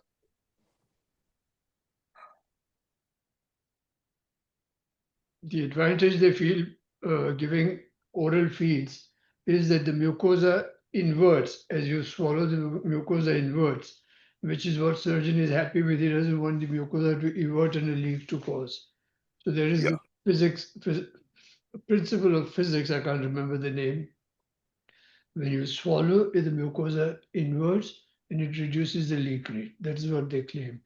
How comfortable are we all in giving post-op radiation therapy after laryngectomy? So many of them need it. How comfortable are we in allowing that? I think only if we put in an augmentation flap, we might be able to do that. I don't know what is the collective experience here in the Karnava. I'm sorry, I've No, sir. Ashok, Uh, Devin. there is always, if there is no fistula, the wound has healed very well. I think 6 to 8 weeks is very optimal. I'm not worried about it. The problems come when they have fistula and they stay in the hospital for 2 months and then they go home with a very tenuous healing. And then you are worried whether the radiation will cause more problem. I think that is always a give and take here. We don't want to start the radiation within 6 weeks, but if there is a major wound issue, I don't think you can start it. And then we delay it. There have been some papers in the literature about the higher rate of recurrence if you delay the radiation by more than 6 weeks. I think Vikram was one of the radiation oncologists at Memorial who popularized starting the radiation within 6 weeks of surgery. So another practical point in patients who have had a leak. So if you have conservatively managed a leak and the leak has stopped, it stops and you don't get saliva anymore. The general teaching is, or the practical point is to wait for another week, because usually these leaks heal by granulation tissue. If you immediately start feeds, that granulation tissue bursts and we have seen it reoccurs, the leak, and then it is very difficult to control it. So wait for a week, let the granulation tissue mature, and then start your radiation stroke oral feeds. That's a practical point for the students. Yeah, but as Dr. Shah said, 6 to 8 weeks is a good time to start radiation. Kanab, deeply apologies. I called up for the chat question. For my take, as long as the patient is swallowing well, there is no leak, airway is clean, and all wounds are healed well, I start, and that's majority of the patient. Few patient, if there was an early leak, I delay them as long as possible and balance with the rate of recurrences as well as the completion of the treatment. Any leak which opens up during the treatment is more detrimental than starting bit late. So that's what I aim for, that during the treatment there should not be any breaks. And definitely, as Dr. Saha pointed out, that was Dr. Vikram Bhadrasen who laid one of this retrospective paper of adjuvant radiation. Optimal time is within 6 weeks, but there are several papers to that. Dr. Peters, who promoted at early radiation versus late radiation and how to counteract the delayed treatment strategies by giving altered therapies.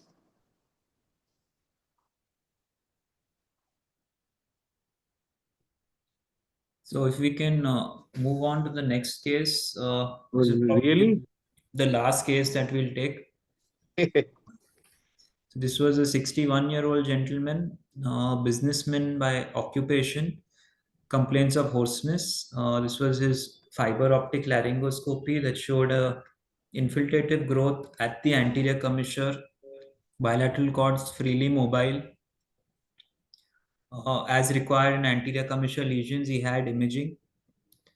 Aditi, if you could give your take on these scans. Um, okay, so this is an anterior commissure lesion with slight extension on the right cord. I can see these are two sections just within short range of each other. Here I can see the anterior part of the thyroid is not ossified on either side. But here, this is where I can see that there is some enhancement in the place where I would have seen the thyroid, unossified thyroid cartilage.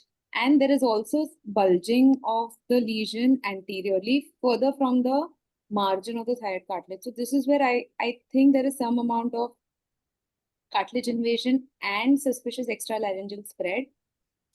This will be an ideal case as described where we can do an MRI now. I'd like an MRI one because to confirm the cartilage erosion, cartilage involvement and extralaryngeal spread, if any. And because secondly, because in these cases, anterior commissure lesions, if present, it will upstage the disease and affect the treatment decisions. So if we get an MRI, we can confirm that. So there was an MRI done for this patient. The MRI also this was suggestive of cartilage erosion. So Pradhan sir, how would you like to manage this anterior commissure lesion in this 61-year-old gentleman? Would you offer him any form of voice conserving surgery? No, I think that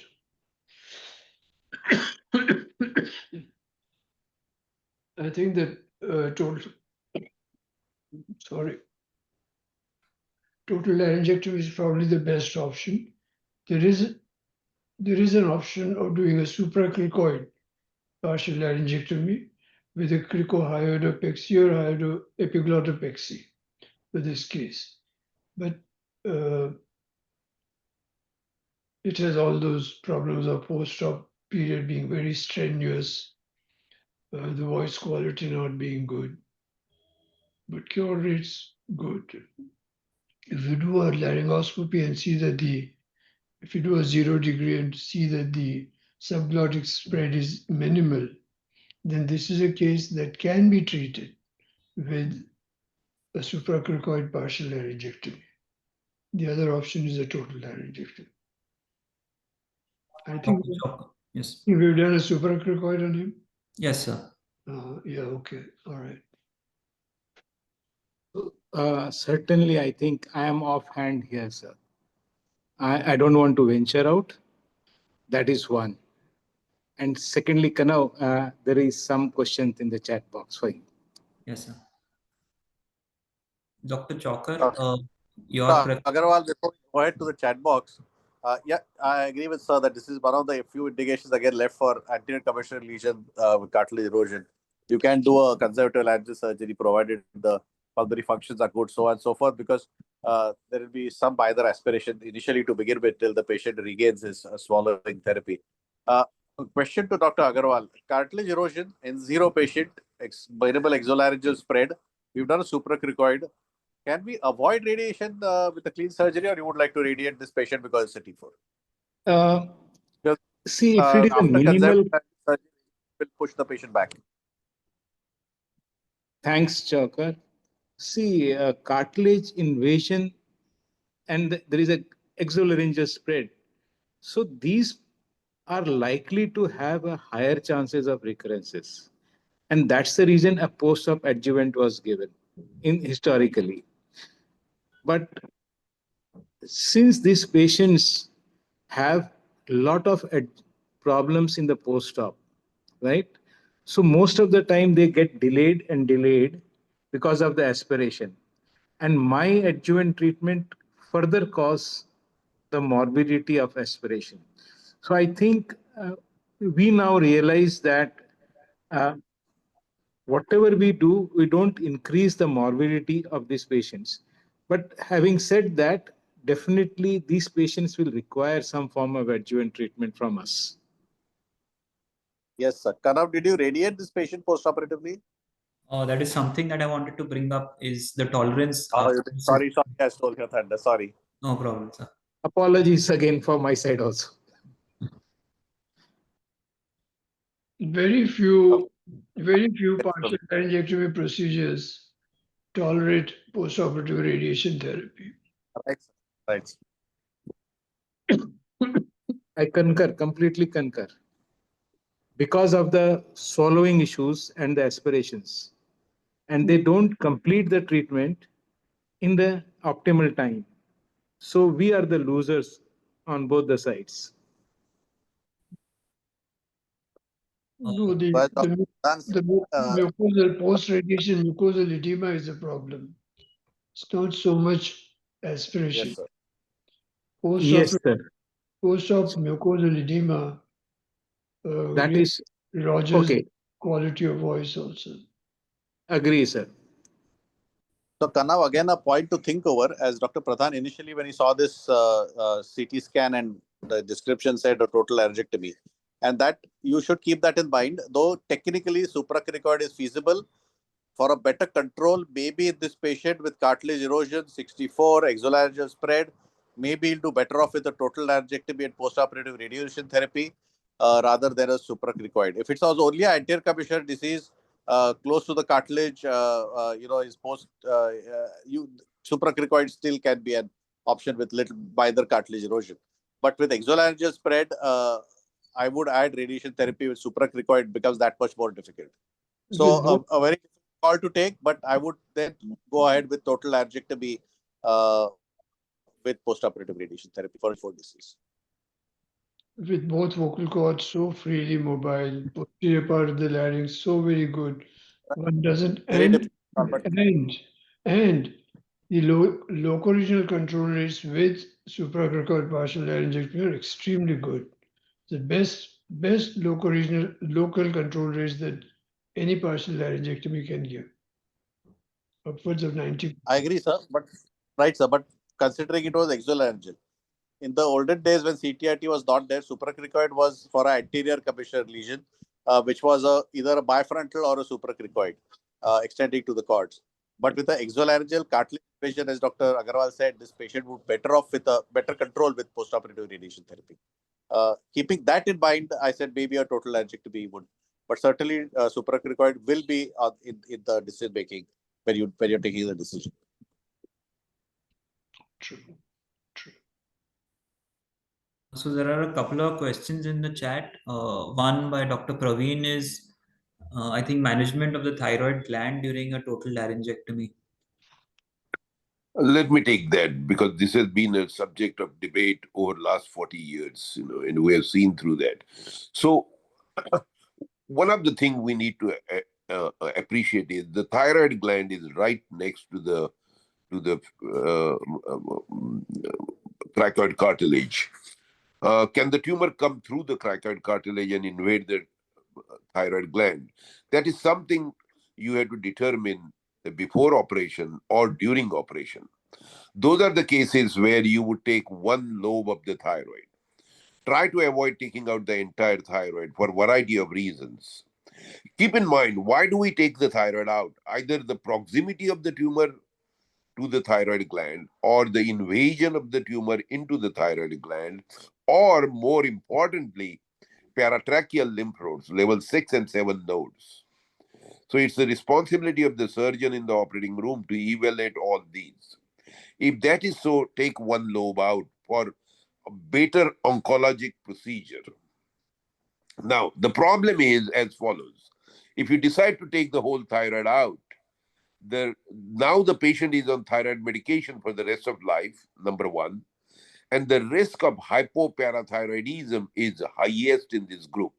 The highest hypoparathyroidism you see, post-op hypoparathyroidism, which is extremely difficult to manage, and patient ends up in the ICU, are the patients where you have done total laryngopharyngoesophageectomy.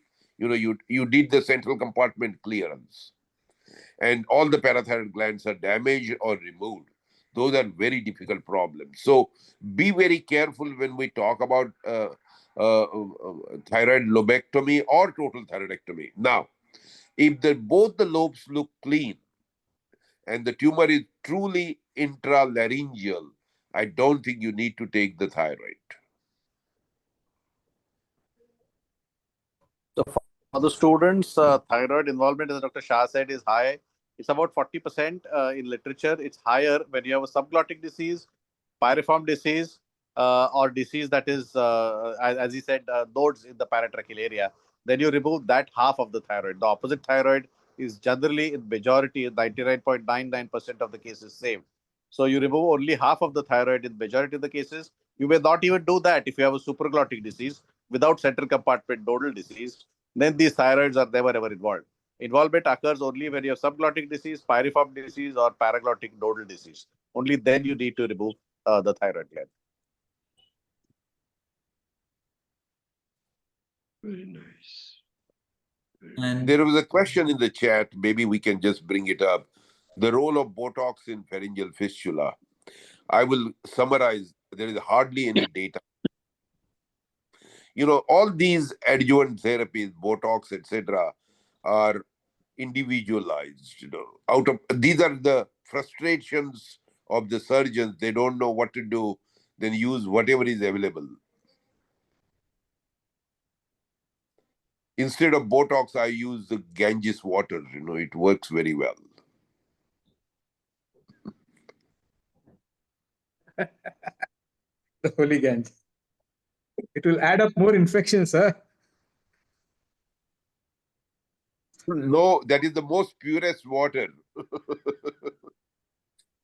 No, so I understand, sir.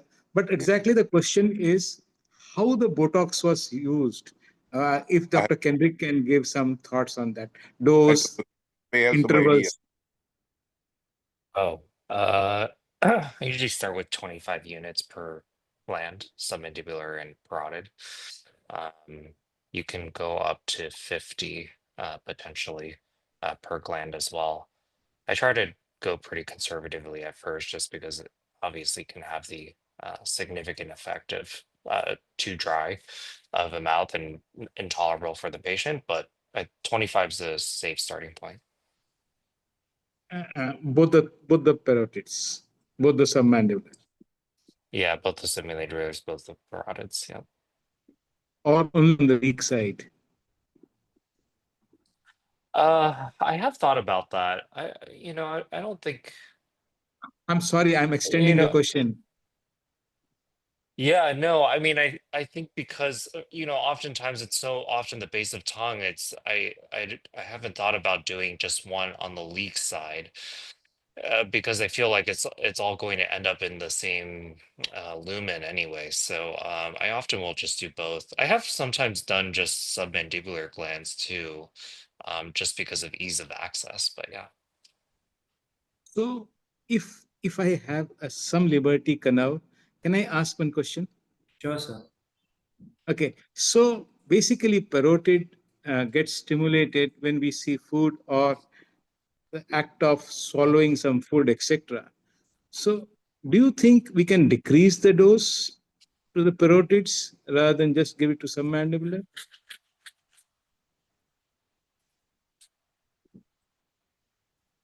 So, when we eat food, parotids are uh, more active at that time rather than all the time.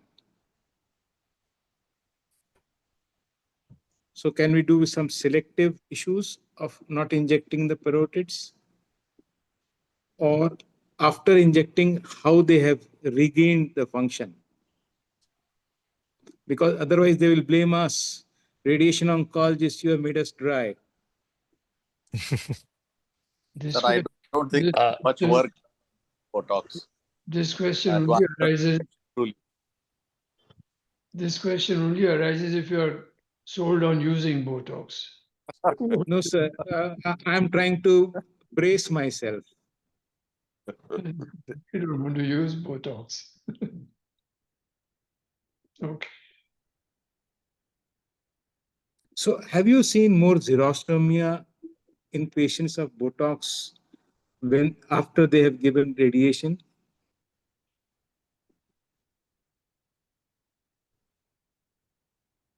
Kenrick, it's to you. I'm sorry, the connection's a little bit poor. I didn't Okay. quite catch that. So the question is, the xerostomia, a temporary xerostomia lasts for how long? It should be about 3 months or so. Three But months. yeah, I mean, repeat injections will eventually atrophy the gland, and it could become permanent. So I don't do it a second time. Great. Yeah, it's really just a temporizing measure in the beginning. Okay. Yeah, Thank you. Thanks, Ken. of course.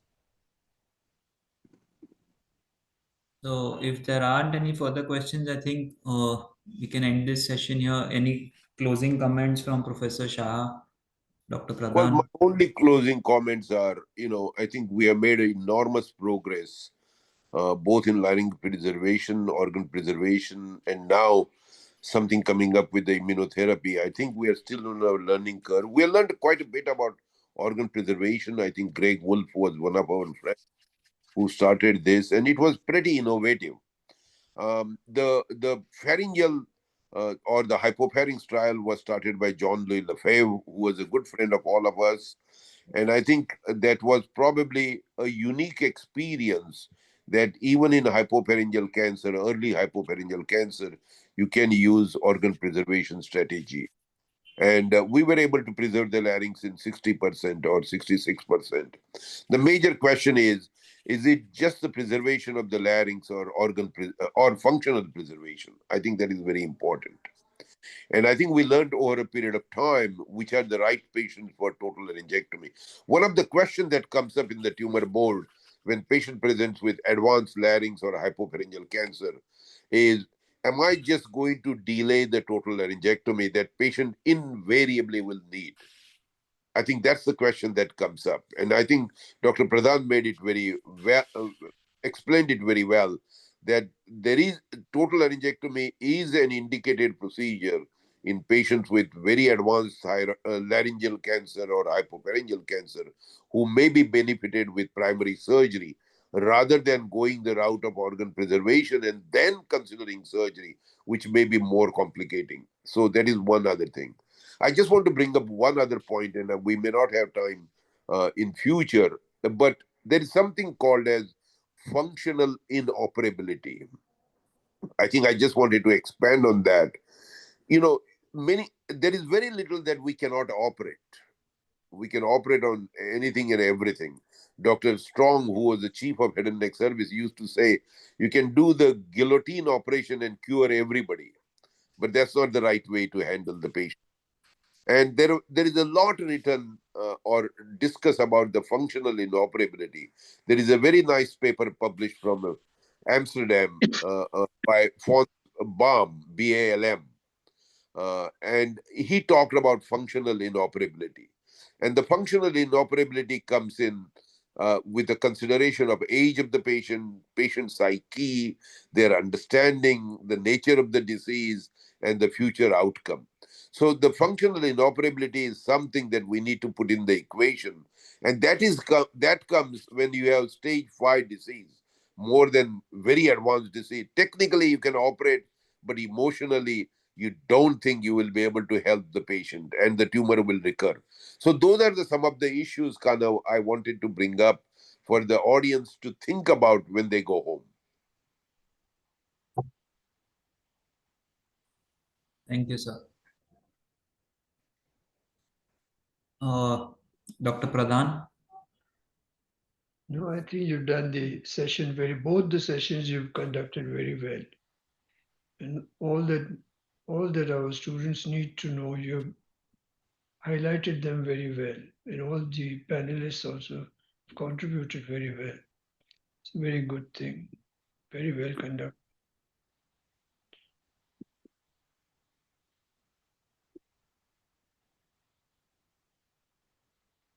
Voice conservation surgery, my books are now slowly becoming just a footnote in surgery.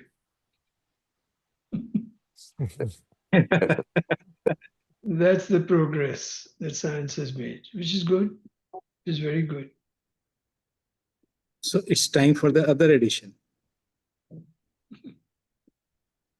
Yes. The other edition will have a footnote on open. No, I think Transoral laser surgery is a great thing, a really great thing. And so. chemoradiation is a great thing. I think it's a wonderful thing.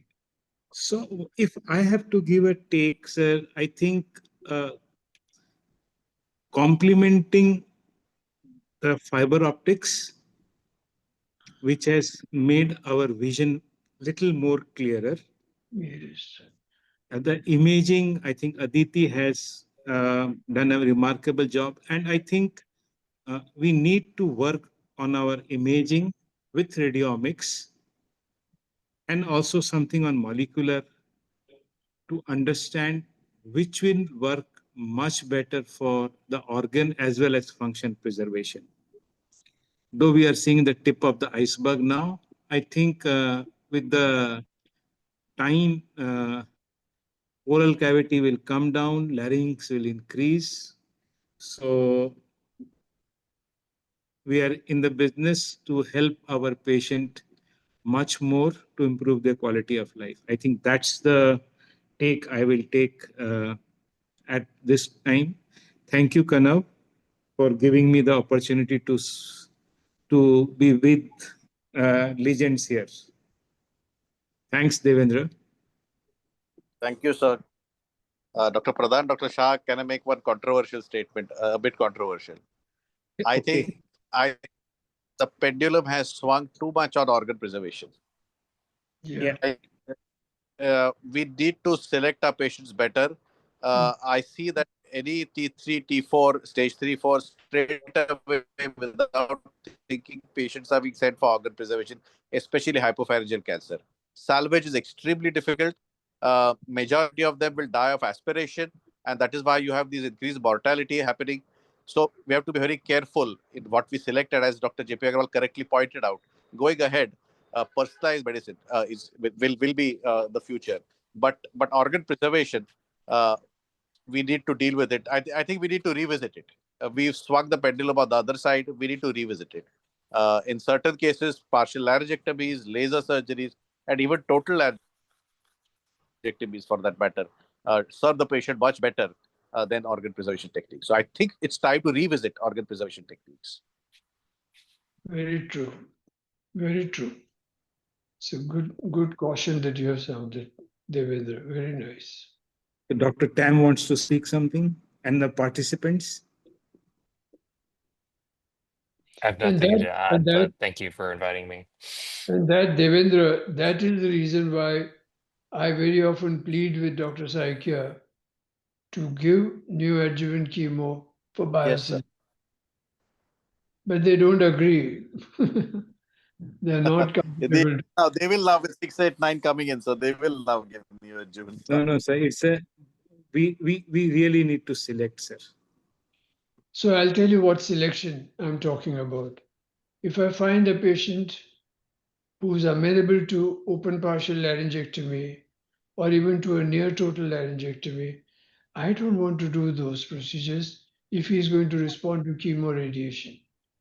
But if he does not respond to chemoradiation, I have lost that opportunity of offering him surgical voice conservation. And that is why I plead with Dr. Saikia. He's looking at me just now. I plead with him, give neoadjuvant chemo. If I find a good response, and so often I find very, very good response, like the slide that Kanna showed. A beautiful response, you can hardly see the disease now. Then I'm very comfortable treating him with chemoradiation. So Yes. So my take is, sir, we have to predict on our diagnostics, imaging, radiomics, something molecular rather than giving. So I know you think that you have lost the battle the moment you send it across and we refuse. We need to go extra mile in our labs, in our diagnostics, to convince you that this is the patient for who is going to have a great response. I know Dr. Saikia said he doesn't know at this point of time who will turn around and have the best of the world, that he has a complete response on imaging.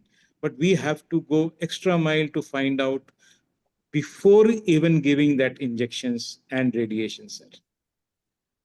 So I will come in now. yes, It yes. was a wonderful session. I am enriched. I am sure the students are too, all young people. Yes, sir, the induction therapy, we are all for it. As medical oncologists, we have. First thing is safety, sir. Now that we are giving chemotherapy drugs, I think that we need to work more on that, how we can make it very, very safe drugs. Now we know 5FU how to use it by looking at the engine. Similarly, I think platinum we know a lot, but I think there's still something we need to know. Taxanes, yes, but taxanes are at times unpredictable. So from medical oncology point of view, we have come some distance, but we still have to go a long distance. And now that immunotherapy is coming in, probably we're going to change a lot, sir, using pre-op systemic therapy. I think we are moving in that way, and I'm more comfortable in 2025 what I was in 2005. 2005, 6, I say about a text 323, 324. Those are pretty toxic regimens. Dr. Saikia, can I just Yeah. that? As you correctly said, we get safer drugs. I did the Mandel trial, sir. One of the was you're giving a very highly toxic regime, the 3-drug regime for saving the mandibles. And my answer to that at that point of time was that over the years, the regimes will get better. We will get better. We'll get better drugs, less toxic drugs. So this is a proof of principle that reducing disease, you can conserve the organ. So and it's happening now, sir, with immunotherapy, that we are getting fantastic response with minimal side effects. So point well taken. As we move ahead, we have to get better drugs, less toxic drugs, and we will be probably finding the answer of which patient to give organ preservation. Right. Thank you. Thanks a lot. Thank you all. Thank you. Thank you. Good night, everyone. Thank you, sir. Bye bye. Good night. night. Thank you. Thank you, Kanav. Dr. Shah, Thank you. pleasure again interacting with you. Bye bye. Thank you. Bye Bye-bye. bye. Bye, everybody. Bye. Thank you, Bye. sirs. Okay, bye. Thank you.